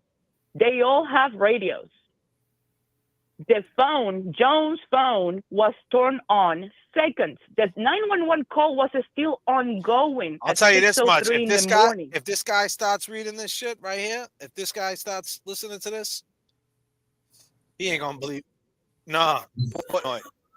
If Portnoy starts reading that, I have words for him. I have words for him, but that would be another show. Maybe we have to get Oprah to come in. But anyhow, what I'm trying to say is, Higgins was on the phone at 1:30. At 2-something in the morning, Higgins was on the phone butt dialing Brian Albert. Jen is screenshotting the results of how long to die in the call and sending it to them, to both of them. And it shows on her records that she screenshot something, sent it by text to 2 numbers, and deleted the screenshot. All right, what the duck All of got a it. super chat here. You want to hear what she got to say? It's directed to a Jew. You want to hear it? Tell me. She said Tell me. her theory doesn't work. I'm full with of the- shit. No. I'm so full of shit. She said her theory doesn't work with the bag. The bag would block pinging, but Apple Health would still record in the bag. He wasn't alive at the scene. They couldn't pronounce him until they raised his body temp at the hospital. Who couldn't pronounce him? I guess They couldn't. What doesn't match with the what? Okay, She said tell me your again. theory What, doesn't. what's it? Your theory does not match with the bag because the bag would block pinging, but the Apple Health would still record in the bag. So the health data would still Okay, take steps. exactly. So my point is, what the doc, 432 steps were taken by John, supposedly, right, allegedly, at 6:04 in the morning, right? But that's exactly when the phone turned on again, or became alive, or became active again, right? Which was seconds after the 6:03 911 call was still ongoing, right? So my theory earlier, when I asked, when you have your phone locked and you still have it on your pocket, and the last time that you check your steps were 102. And then you look at it again after half an hour, 2 hours, or 3 hours, but your phone has been locked in your pocket because you have been working out at the gym. What does it do? It updates. It tells you exactly the total number of steps that you've taken since you locked your phone because you were working at the gym. And the last time you checked it was 102. And before you know it, when the phone comes back to life, guess what? It's 432 steps. So the health data is not an issue here. I don't know if that explains it or if I'm failing to explain it, but the health data is not an issue here. At 6:04, his phone registers 432 steps. Karen, Jen, and Carrie all together could have ran in circles for 2 miles around that thing, and it would have still not registered that much because it's just so tiny. It's such a tiny area where they were. And that's my point. It's not what you see. It's what's in between that doesn't give you any data. Just like between the 12:24 and the 12:31, what happened? 7 minutes almost. What happened? Why is there no activity from 12:24 and 50 whatever seconds, I can remember, until 12:31 when the phone starts heading out on a beeline to the flagpole? Why? So was the phone dead too for 7 minutes? Looks like it, huh? I mean, that's my point. This is a lot to take in. If this is what everybody's running with, I'm just gonna say that. Well, tell Nick Bobo that he's gotta get somebody to look at it, not only from a telephone Celebrite expert point of view, but they also have to cross-reference back and forward the different phones and the phone calls that were coming, and also the time in between that is missing any data, or at least that doesn't give anybody any information as far as what happened, why the lapse in time. So do you think that? Minutes Do you between think? So this do you time and think? that time? Do you think Alan Jackson's going to go back on the stand and say to Jen McCabe with all the? I don't have it all in front of me right now, but I do have it, and I'm just not going to look for it. We all know she 12:37. There's a text message. I sent it to you like 9 months ago. No, but You I'm saying, ignore me. listen what I'm saying. You think I'm a Latin floofy.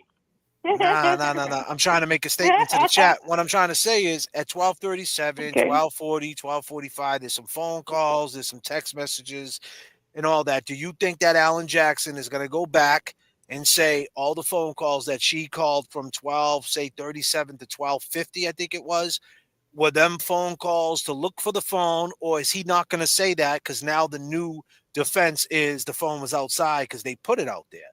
And what me and James, basically everything you just said is great, but me and James said if their new defense is that phone was outside, that's going to be a very tough sell. That's all I'm saying. I mean, well, Jay, I don't think they need to focus on that because at the end of the day, the car didn't hit John and John didn't hit the car. Exactly, but that's exactly how you got to say it. You don't have to say you don't have to say the phone ran outside. No. This happened, and Santa Claus was on the roof, and fucking niggas now had the bed. For I mean, us all that human, other shit. For us human, what that tells us is that if they went through those great lengths to actually, bring the phone outside so he can be pinged that he was in here, that to cover our behinds, and let's just start calling, like, to push the timelines later. So women, so you mean to tell me? So women, so you believe Jen McCabe is that evil? Are you kidding me right now? Yeah, I'm saying. Are you serious? I'm being real. Let me ask you a question. Hold on a second. Hold on. Okay, no, let me just stop you right there. Hold on a minute. I don't want to be stopped. Hold on. But I don't want to be stopped. Listen, we've been letting you rock. We've been killing it with you. And I appreciate your time for sure. But what I'm saying is this. You mean to tell me Jen McCabe is that evil with John's kids? I'm talking about in that moment, in that space and time, that very space of time, John's hurt real bad. He's still breathing. She doesn't know exactly what's going on. And in that moment in time, she's like, fuck it. I don't care. I got to cover this up for my family. She's thinking like Joe Pesci in the casino. She's thinking on some mafia shit. Told her, yep. Yeah. She's thinking like the Russian from Rocky. If he dies, he dies. You're a dad, and so I'm a parent too. What would you not do for your kids and your family? Tell me. I'm not I saying that don't know. would I kill don't know somebody, if it was I'll tell you the truth. If I killed someone by mistake, I would say, "Yo, I'm gonna go catch this 7 to 10. You guys, Yeah. I'm not gonna put you down. I'm not gonna set you up for a 15 to 20." No. Yeah, I understand that. But what I'm saying is, in the case of this family with this repertoire and their track record that they have as far as how tight they are, and the fact that Colin was in the house, and the fact that Chris was in the house, Brian and everybody else was in the house, and Higgins and Matt McKay, big fat Matt, and everybody else, at the end of the day, if that shit went down, they're covering for themselves. That's what they're gonna do. And Brian probably was the one who was the architect of the whole thing and told everybody, this is what you're gonna do. And Jen is a control freak. Jen took the rails and she took the bull by the horns and she started saying, okay, this, do that. Look how she was the one who Googled how long to die in the cold. Yeah, and but I that's also another seen thing. I also If they seen are- Jen. I also seen Jen on the stand. I mean, in all due respect, I seen Jen on the stand, and like I didn't see a perfect murderer. I seen a girl that was slipping. She was slipping up a word. She was getting caught in lies. I can't think that this girl had this crazy plot. She did all this and she didn't slip it during a trial. I mean, I watched the trial. Let me ask you a question. Like she's Did that. you We're watch the giving Jen. trial? I Did think you we're giving also- Jen McCabe way too much credit. Did you watch her? Did you watch her sisters? Because they were there, and they were looking at her, and she was looking at them. Jen is a liar. I can't say that she's anything else, but she is a con artist liar, and she will do anything that she has to do for that family. And I don't care. I don't We care. seen As her a on the parent, stand, I though. would, We seen I her, would everything in probably the do court. the same. Everything in But the court is amplified, man. The court, everything is so big in the court. Yeah. I mean, you could get arrested for shoplifting. They're killing gonna make it somebody is seem like. wrong. But listen, what I'm saying, like you could get arrested for fucking shoplifting, like in the court, they make it seem like you fucking violated you know, everything. They're like, ladies and gentlemen, he shoplifted, he threw a polo in the bag, and he fucking stole. And we're recommending a $5,000. Everything is bigger in the court. So you mean to tell me the worst thing in Superior Court, in Dedham Superior, you're in front of the cameras, you're in front of Canoni, you're in front of all this. She just totally handled that like a fucking pro? I mean, come on, you're giving her too much credit. This is what I mean to tell you. Based on the phone data, there's more to it than just what is seen in numbers. And I am totally convinced of it. Also, based on what I have seen, there was a fight that went wrong. And that fight didn't have to end in murder. But the choices that people make are not for us to decide. They made those decisions, not us. So at the end of the day, if they didn't render help and they didn't do what they were supposed to do, which was, you know, get Sarah, call 911, blah, blah, blah, blah, blah. Let's figure it out. So And Sarah knew. So let me ask you this: Sarah knew about it. Sarah knew about it. Sarah is a nurse. So Sarah Julie knew, though. Nagel- Sarah knew this whole thing happened. But they didn't leave until 1:47. No. I'm You don't asking think you a that she question. knew? Mira. I'm asking you a question. Did Sarah know about this whole thing? We have to ask Sarah, JFK, but she was there I'm until asking you your 1:47 with opinion. Julie Did she Nagel know? and Did Jen. she know? Did Sarah know this I happened? think she knew. Okay. Does Julie know? Nagel?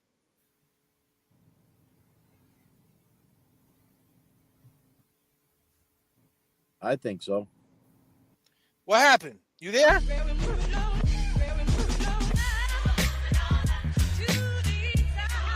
Can you hear me? Can you hear me? What? You okay. In the button. I don't know.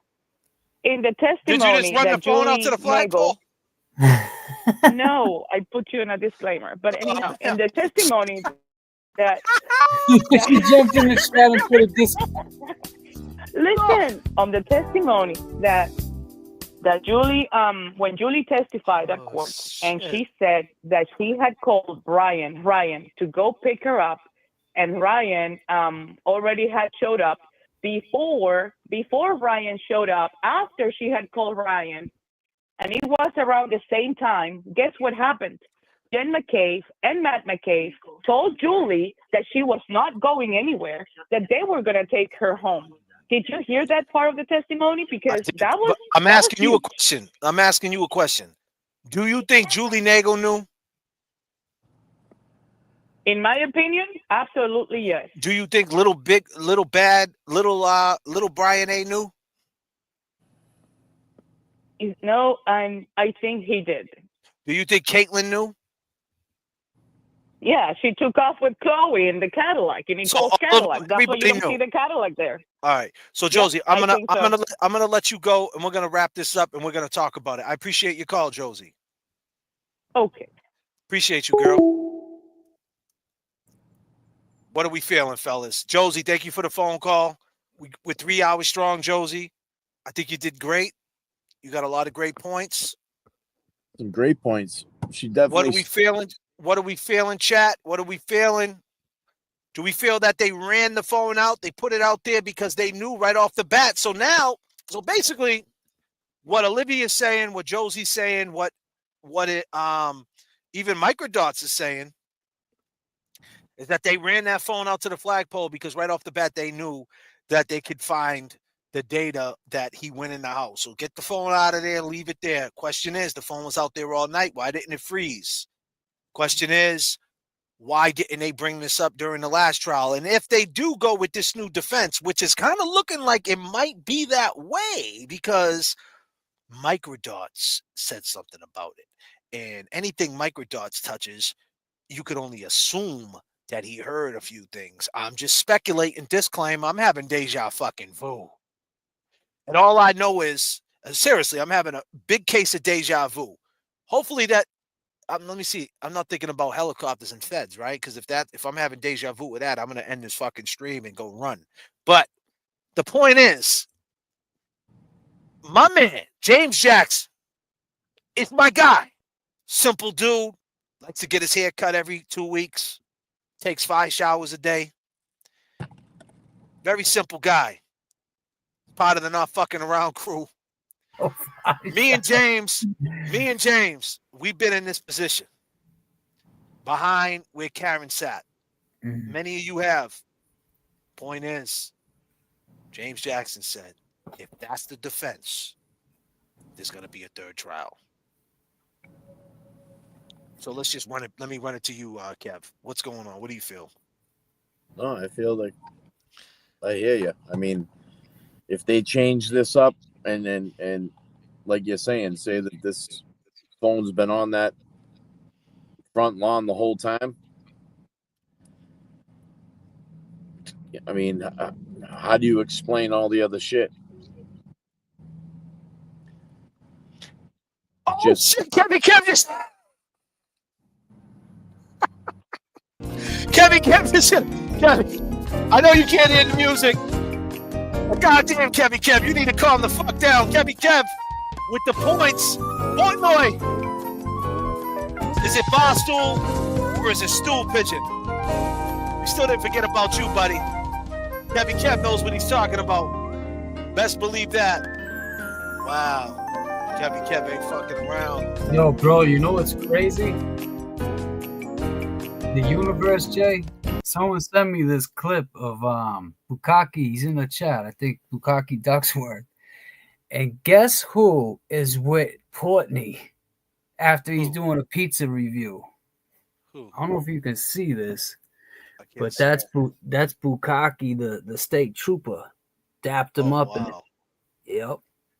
That's crazy. Crazy. Now we get it. Watch now it all this. makes sense. Now we get it. Watch this. Hold on, let me get it so you can see. Can you see that? Yeah, I see it.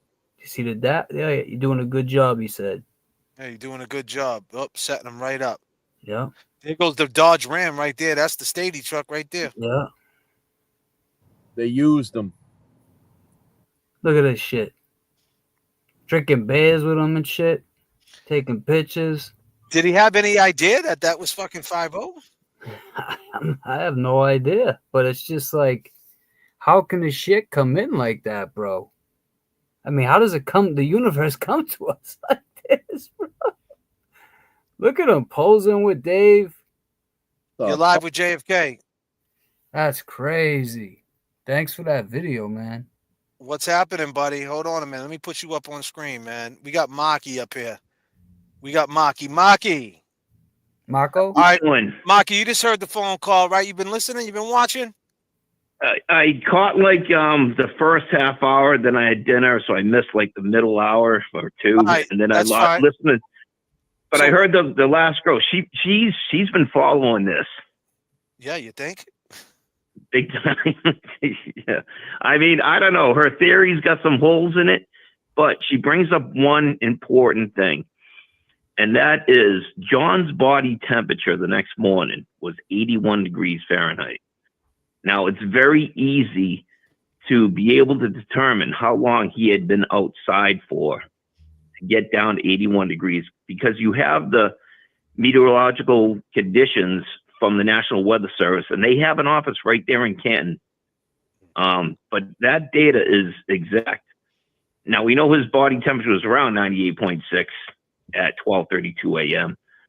So it's very easy to calculate what his temperature would be to get down to, well, I mean, we know that it was down at 81, but with the ambient temperature outside being, let's just say it's around 27 degrees, you can determine how long he had been outside for. And it really means that he had been outside since 12:32 a.m. So her theory actually holds water. The theory that he had been inside until 3:30 and they brought him outside and put him back on top of his phone, that doesn't make any sense. You know, how are they even going to know that his phone is there? Oh, yeah, we're going to call his phone and go outside and look around for it. They don't know where his phone is. So the GPS, the geolocation data, here's the other thing, too. John's iPhone was the first generation that used all 4 constellations of the geolocation satellite. There's the American GPS, there's a Russian, there's a European, and there's the Chinese. His phone used all 4, and only 2 of them, the Galileo, which is European, and the GPS, they are able to penetrate through the body. So that's how his phone showed that he was always outside the whole time. So, I mean, we all know that you think, you know, you got your doubts about it, but you're on the lines of that Karen was guilty. So do you think the defense, right, and we're all cordial here, and Mark, you came around and everything's cool. I mean, do you think that this is going to be the new defense, though? The new defense is going to be that someone ran the phone. You heard that people are saying that someone ran the phone outside to get it out the house and they put it by the flagpole?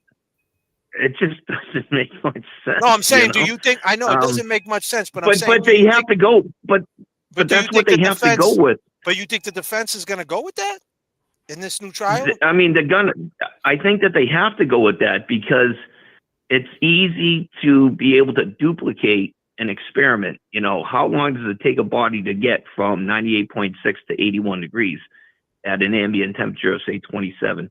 I mean, you can do that in the lab and you can find out exactly how long. And that means that he had to be outside essentially the whole time. And that sticks with Karen's theory, too, that he never really went inside. You know, initially she said he didn't go inside. Then she said, I saw him walk up to the doorway. Then she said, I saw him poke his head inside. And then I think she said, I saw him cross the threshold. But that's also problematic because why is your story constantly changing? Well, it had to change because it had to work with her new theory that he got beaten up inside. All right, ladies and gentlemen, Maki thinks Karen is guilty. But he's not an asshole. He's not an asshole. And I'm not. Well, I am an asshole. Let me. He loves the. Did I hear? Listen, I love you guys. I really do. You know, keep an open mind to this. And, you know, I mean, I think it was an accident. Let me ask you this, Maki. So you think they're going to go, and this is coming from your point of view, right? And I like having 2 point of views. Now, their point of view is, if you watch the chick, Olivia, she said that they ran the phone outside, right? So basically the phone stopped moving at 12:32. Someone ran the phone outside and put the phone on the grass. Did you hear that part? But I mean, as crazy as that sounds, that at least it's supported by the geolocation data from John's phone. Either So I wait a mean, minute. So you're they could saying that say Karen gets. I'm going to ask you some questions because honestly, I don't know. I get confused about this part, and you're more on it than me. So you're saying that the waves, we're talking about the navigation, right? The Waze app. Is that what we're talking about? I'm talking about his phone. His phone location data was on. He was using the satellites to track where he was. All right. So they have that data. They have that data, but it's the last time it moved is at 12:32. You're saying?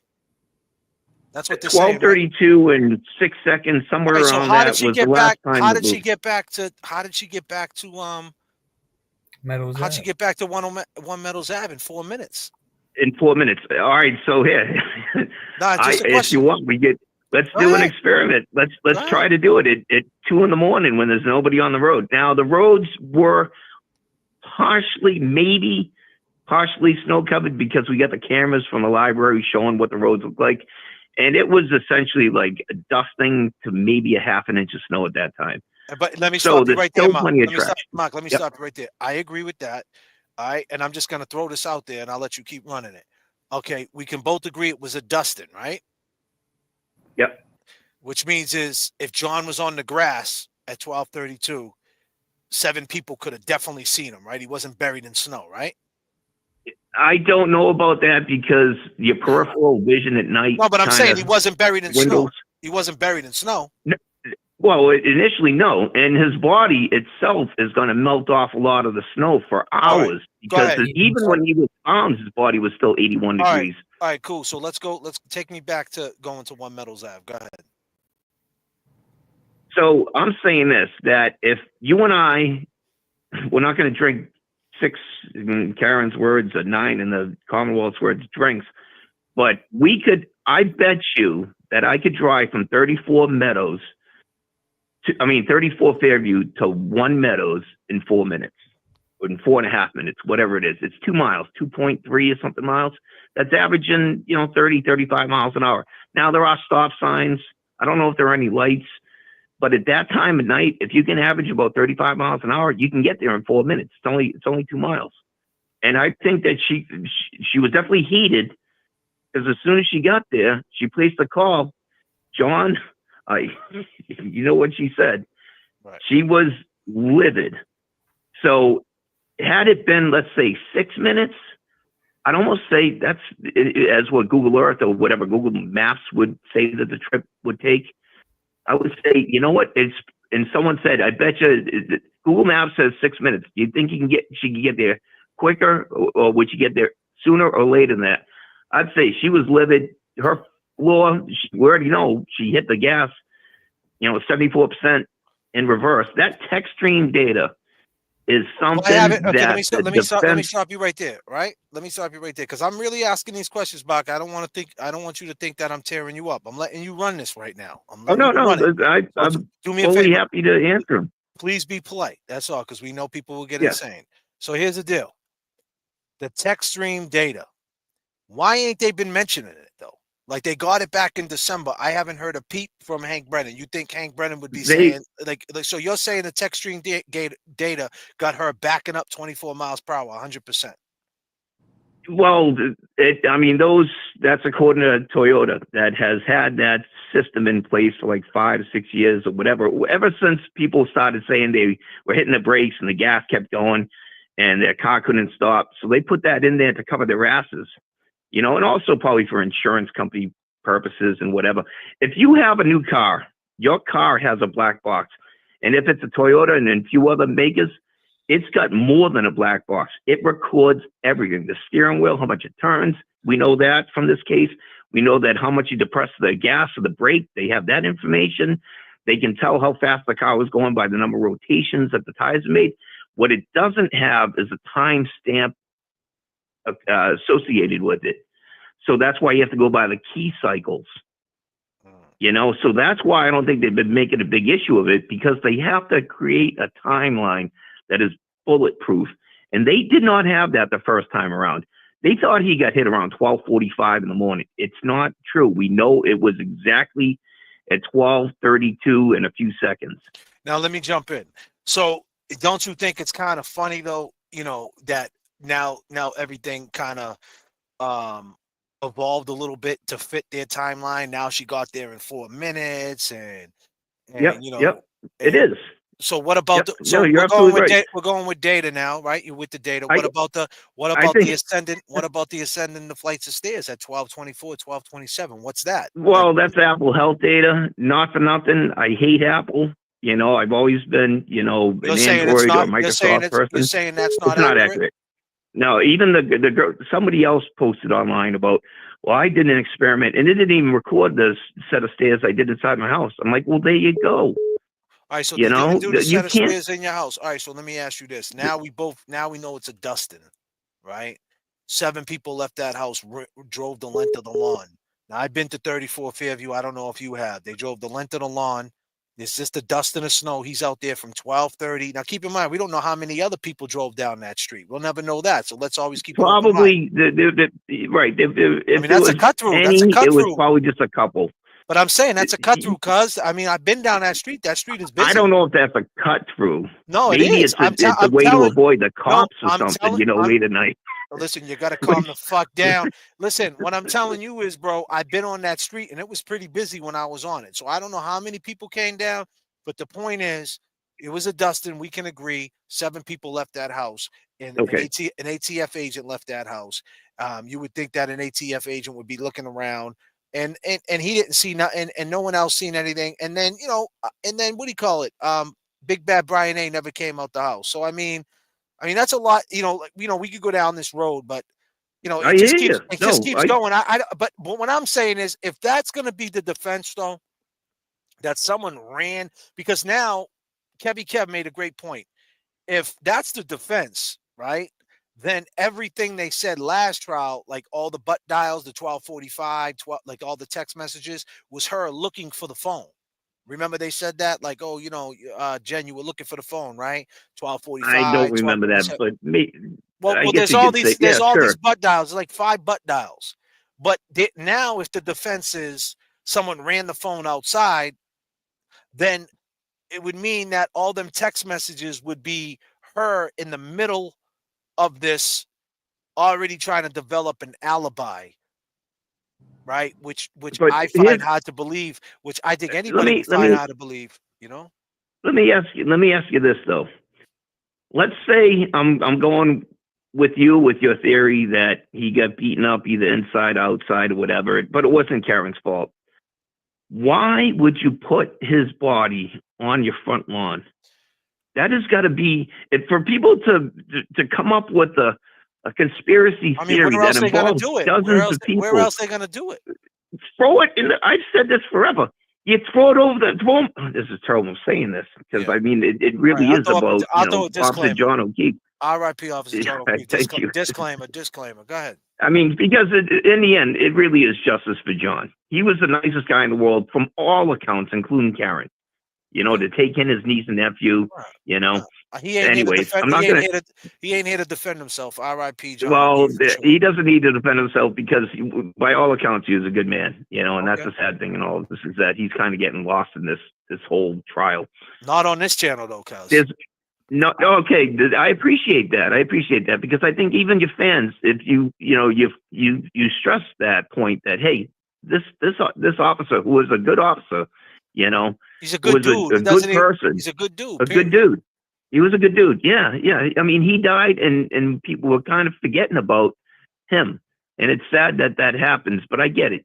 People are focusing on Karen and this whole trial, but there is an MBTA line that goes right behind the house. The property is adjacent to a true railroad tracks. You just throw them out there and boom. But then what? But then what? Well, hold on a second. I don't know what happened. You can say this. I don't know what happened. He never came in the house. He probably did take a leak. He didn't want to be seen in the road. What did he do He was out outside, back to get hit by a train. I can't say you got hit by a train. No trains running at that time, bro. You know that. You can't say you got hit by a train. I don't know that. They didn't. The purple line. By 6 a.m. the next. It doesn't matter. They weren't going to find him if he was back there. And the train would stop. She wouldn't have stopped if they hit him. The train would see it, man. The train would see him if he was there. Anyway, but you're going to put all right. Listen, you could bring him down to Revere Beach or let You're not gonna do truck that, him though. in the Yeah, ocean. but you're not gonna do that, bro. They're not gonna do that. They wanted to would've make it done it. look like Your own front lawn. I mean, if you got, I mean, Maki, beat this guy up and possibly kill him, there are much easier ways to do it and not but get caught. that's Is all I'm just the saying. way. That's the way it went. Nah, they wasn't. The point is that they didn't. It wasn't about them getting caught. They just had an explanation for it. He didn't come in the house. He got hit by a plow. But And then why did they? Karen came into This because is- hold on. Keep in mind that Lucky was plowing that day, and you seen Lucky and you seen the way he Yeah, but speaks. Lucky ain't too reliable. You know But that. what I'm trying to tell you is, if Lucky was going to be the guy who they were going to put it on that hit him, they could probably convince him that he did it. I'm just saying. They probably could have.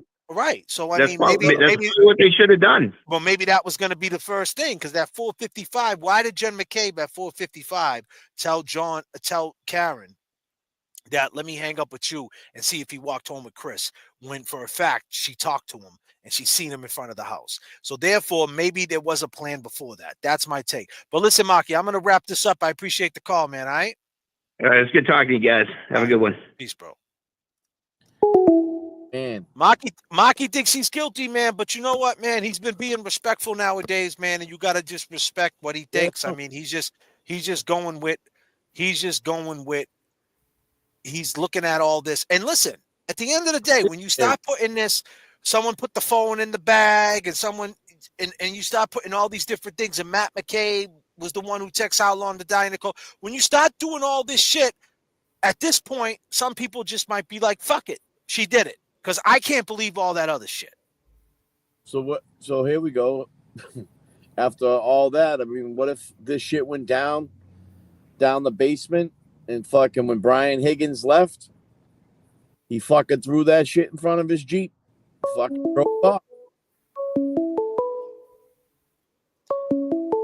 I'm gonna take this call real quick, guys. Where it's at. That's where you put him. Fucking Brian, did you do that shit? You're live with JFK. Yeah, what's up, brother? How you doing, man? Who's this?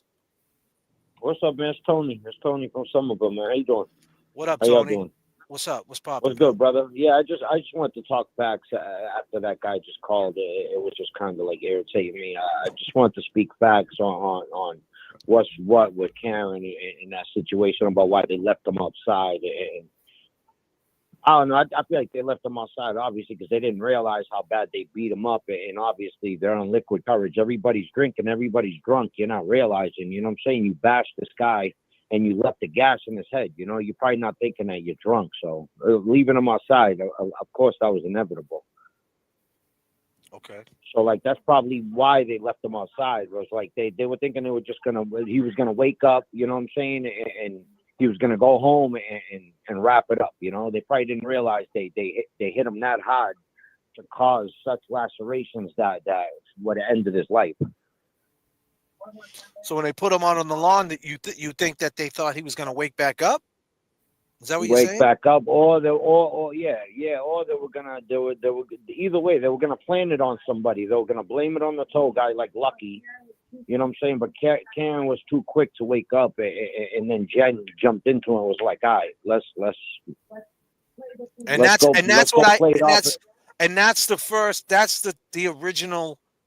the original thing we think of. But now it evolved with these new people saying someone ran the phone outside and put it outside, and they were thinking right when it went down, the new defense. Well, people in the chat and some other creators are saying they ran the phone outside. Somebody listen. Yeah.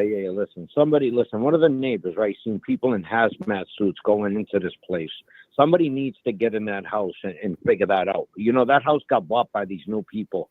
I don't think they understand how bad that house should be condemned and used as evidence. You know what I'm saying? Like, that house probably got to get shut down. They probably did all the basement over, bro. That house got to get taken over, and they got to investigate that house, which is probably too late now. And Brian knew exactly what he was doing when he got rid of it. Right. For sure. So, like, I don't know, a lot of shit going on, obviously, but these motherfuckers are smarter than you think, though. Don't let, you know what I'm saying? Don't let them fool you, and don't let Jen's trickery fool you. That bitch, I seen the whole trial, bro. Yeah, She but you're lied. saying, She but hold lied on. So you're 99% of saying, the let me time, ask you this, Chico, you said, right? So Chico, do you think that someone, did you say Chico or Tony? Both. Okay. But yeah, you can call me Tony, bro. All right. Yeah. So do you think someone at 12:32 ran the phone outside and put it at the flagpole? They absolutely did. Yeah, Jen did. Yeah, either Jen or Carrie, one of them did.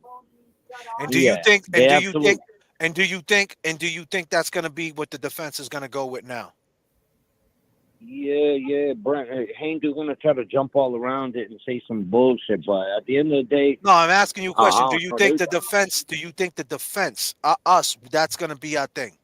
We're going to say someone ran it outside. I don't know about running it outside, but somehow, some way, they're gonna. Yeah, Jen had it. You know what I'm saying? Just, come on, Michael does Carter going into the house, bro. Like, she never came out to look for him. How does she know her sister or her brother-in-law weren't dead? Yeah, but I know we How get does all she that. know? But what I'm asking you is, Right. on the next trial, in 2 days, right? It's gonna start. Yeah. Do you think the defense are gonna go with the theory that someone took the phone and ran it out to the flagpole? Yeah, honestly, I'm not sure how to tell you on that, but all I know is that Jenny's definitely just. I seen the first trial, man, and Jenny lied 99.9% of it, and you're 100% right about Higgins. That situation at the end that you point out, like, I'm very. I don't know if it wasn't for you exposing that the way you did, like, dude, I promise you that's exactly the way it panned out. We might not know exactly what it was, but the way you panned it out and the way he held his arm and the way they had that drama right there, like, Higgins should have just gave it up. Higgins should have just never put them all under the bus. And if it wasn't for him in that corny shot, I did all mad because he never answered Karen. All mad because Karen never answered him. Like, pretty much at the end of the day, it was about that 5 word, the P word. Right. Well, listen, Chico, I appreciate the call, man. I'm gonna go on and wrap this up. I appreciate you, bro. All right, take care of yourself, brother. All right, peace and love, man. Chico's, ladies and gentlemen. So, that's the last phone call I'm taking. Go ahead, James, man. What are we doing here? Is this? And let me take this one super chat, Jay. I don't want to cut you off. I'm gonna let James run it. We got $100 super chat, James. Thank you so much. Brennan's lack of self-awareness. Big $100. Thank you so much. Y'all continuously show up for Karen Reader supporters. I listened to both seasons of Kirk podcast, The Case, and loved it. In my opinion, they throw shade because they dislike TB. It's unfortunate since the goal of the Free Karen Read movement is to expose corruption and seek justice. Great show as usual. Wow. Thank you so much. Yeah, it sucks. That's that Massachusetts clicky mentality. If you're down with Barstool, you can't be down with Turtle Boy. Is that how this shit goes nowadays? I don't know. Gang mentality on this YouTube shit sometimes. Believe it, right, James? Absolutely. Josie Lou, if I had lived and able to point the finger, who did it? If medical examiner would have gotten a report fight, I wonder what her conclusions would have been. Blessings. Thank you, Josie Lou. Josie Lou did so much. She came in, she broke it down, spicy as usual. And she's part of the Not Fucking Around crew. James, go ahead, man. I mean, at the end of the day, it's a lot to swallow, a lot to process with the phone shit. I saw, as we were talking about it, I saw in the chat all of the different comments that they were saying, and that's a lot, man. There was a lot of different opinions, and that just takes it to a whole nother level. Like I said, trial 3, that's what we're talking. If we get into that, I think we just stick with the facts we already have and keep it simple, man. I don't know. That's just where I'm at with it. I don't know why the phone got to be at the flagpole, though. I know. The other thing I was thinking is the only other way I could think of John O'Keefe out there, maybe after the fight happened, he was walking out and he fell out there, and someone just threw the phone wherever he fell, So he was out there the whole night? No. After the fight took place, yeah, but that would be that. Here we go. This is where we get into it. Was he out there and nobody saw him? So that's what you're saying. That's what you're saying. Yeah, that's what I would say. The only way that phone could be next to him at that time would be something like that. And it's like, okay, but then we X that out because all these people are not leaving that house. We've been there, and it's just not. It's impossible, bro, to not see somebody of his size. And the size of that front and yard. we had a person, we had a non-believer, Mark, shout out Maki. He said it was a Dustin because now they have to say it was a Dustin, right? They can't say it was a blizzard. If they say it's a blizzard, there's no way she made it back in 4 minutes. Now you could make the argument she got back there in 4 minutes. Right. You could 2 make o'clock the in the argument. morning, no 2 one's on the o'clock in the road. morning, she's flying. She got a V8. She's blowing red lights. But where's the footage of it? Where's the light? Right. Where's the cameras? Where's the ring footage of it? We don't know, and you don't know if she stopped. Like, you know what I'm saying? Like, She could have pulled over and called him again. You know what I mean? Like those. I mean, the but time- that's yeah, but there's no calls on her phone. No, but That's the problem. The thing too is that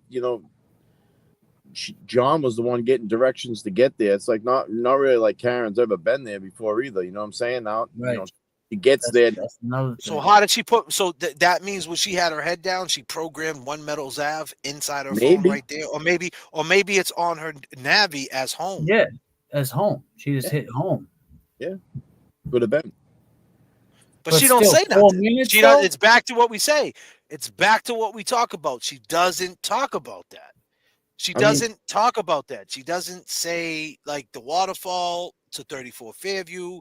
She doesn't say when she drove off and none of that. Like she just says, yeah, I left. I went back there. I mean, it's crazy. It's nuts, man. She doesn't talk about the ride home. Like, what was the ride like? What was she thinking? Like, there's none of that. It's just that I went from there to there. That's it. And I don't think she has to talk about it. But the fact that the phone got ran out, that's the new narrative that we're hearing. I don't know, man. I hope the defense ain't running with that. You already know, man. Trial 3. Like, I mean, like I was trying to bring up earlier, like if they run with that, I mean, the Commonwealth has to prove that he got hit by that car, and the defense has to prove that he made it in that house. And I don't know how the hell they're going to use anything after that. The bottom line is, man, this third party culprit, it's the way you flip it. If they let it in, you have to do it very, very slick. You have to say someone else someone else did this and it wasn't Karen. But as soon as you get into, they already named the names though. They already said Colin, Brian A, and Higgins. That's the way to get the third party culprit in through Canoni. But to the jury, obviously they're not going to mention. They don't go, ladies and gentlemen, the jury, Colin did it, Brian A did it, and Higgins did it. As long as they just always stick with the reasonable doubt, like, hey, this could have happened, and there's no way anybody, he was in the front. There's no way it was tail light glass. It was a dog bite. Look at the video from here to there. All this other shit doesn't, you know what I mean? Just nail home what makes you truly believe, like at first sight, nah, man, that's what happened. As soon as you start throwing any other narrative in there or something where it's like too like hokey, I don't know, man. I don't like, not saying that it's not possible and it didn't happen. I just don't like that someone ran the phone out to the flagpole, because that means the phone was out there the whole night. And like you said, all the butt dials and all the text messages, that's out the window now. And not for nothing, but I mean, if that's what happened, why the fuck would they get rid of the dog? Yeah. Why would they tear up the basement floor? What do you mean what happened? What do you mean? Bro, you're like, why would they get rid of all that? Why would they? It just doesn't make sense. And that's we know it didn't happen. But the thing is, right? I think everybody's trying to break the case of what happened. We know it didn't happen, and at this fucking point, everybody needs to calm down and just know that they had something to do with it. And we don't know exactly what happened, but we know Karen didn't do it. That should just be it. You look at the waterfall, you look at the Texas, the Armwell, you look at everything, you look at the way Higgins moved, you take the phone call in that we had when this comes out that she actually did it. ATF agents calling J.F.K. show. I mean, you look at all this, it's a preponderance of evidence, likely that she did or likely that she didn't. It's likely that she didn't do it based on all the big points. But the 12:20, 7 a.m. search. I mean, not for nothing, with or without that, even if that could be proven that that didn't happen, with or without that, she's still not guilty because the timeline, regardless of how you break it down, she would have to leave there by 12:30, 12:29, right, to get back there no matter what. You can't start speeding things up and say, oh, it's 4 minutes. She got there in 4 minutes. No. You want us to believe the GPS data on this and the GPS data on that. But now you want us to start saying, oh, by the way, she could have beat that data and got there in 4 minutes. No, you can't have your cake and eat it too. 6 minutes, let's stay there. She didn't get there. She had to get there at least in 6 minutes. That's the time it takes. She didn't beat the clock. It wasn't no spotting race. She didn't, you know what I mean? She wasn't doing burpees and flew there. She doesn't have a cape. That didn't happen. So it takes 6 minutes. So the timeline's off. And on top of that, when the shit happened, she's in a V8 Land Cruiser. Simple shit. No one heard the car back up. No one heard, no one heard help. No one heard none of that. If she was 70%, if she was, and let me just say this. Sorry, Kev. Yeah, and everybody was looking out the fucking window, right? And on top of that, you're at a party and you know it's a blizzard, right? And if John's out there the whole fucking night, John's out there. You mean to tell me Big Bad Brian A ain't never looked out his window to see how bad the snow was getting? Or little Brian A never looked out the window to see how bad the snow was piling up? Any of them. I mean, even the guests at that point. But when I'm saying, let's just say they all went home and they all missed the body. So now you got people in the house still up, still awake, knowing that this blizzard's hitting. They're still amped up. You tell me no one peeked out the window to see how much snow fell? I mean, come on. So I mean, at the and where do you look to see where the snow fell? You're gonna do the measurement on your front lawn. So I mean, just that alone is reasonable doubt. She's walking. She's coming home this summer. It is what it is. All this other extra shit, I just hope they don't do too, as they say out here in the South. You do too much. I don't want to see that. Yo, you do too much. Yeah, that's too much, man. It's too much. You know, sometimes I look at like some of that data and shit. Like, you know, they said that she was 70% depressed on her gas pedal. Her one of her tires would have broke free. You know, like if she's in snow. I mean, I just don't. Some of that shit don't click with me at all. I mean. Hey, I'm gonna tell you this right now, man. 2 days, they're picking that jury. In 2 weeks from now, you're gonna see all these characters one by one. I don't know the order, but I can tell you right now, they're coming on there. You're gonna see Higgins, and I mean, I don't know what's TV, bro. Higgins is already on TV, bro. And that's another thing. We try to tell Higgins. I mean, we tried telling that motherfucker. And I know Higgins can dance. I know people don't want to hear that, but I think Higgins. He's got moves, man. He got serious moves. Those ATF agents, they're trained. Yeah. Well, yo, with that being said, I go by the name of JFK. Yo, James, do me a favor. Stay in the box. Like when we hang up, I'm gonna take the live off. I want to talk to you. Right? And you could stay too, Kev, if you want to stay. I'm just gonna take us off the live. We could talk after the show. I want to talk to you guys real quick. But yo, I go by the name of JFK.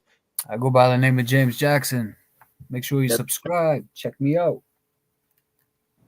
Kevy Kev. And we out of here. Peace and love, y'all. We out.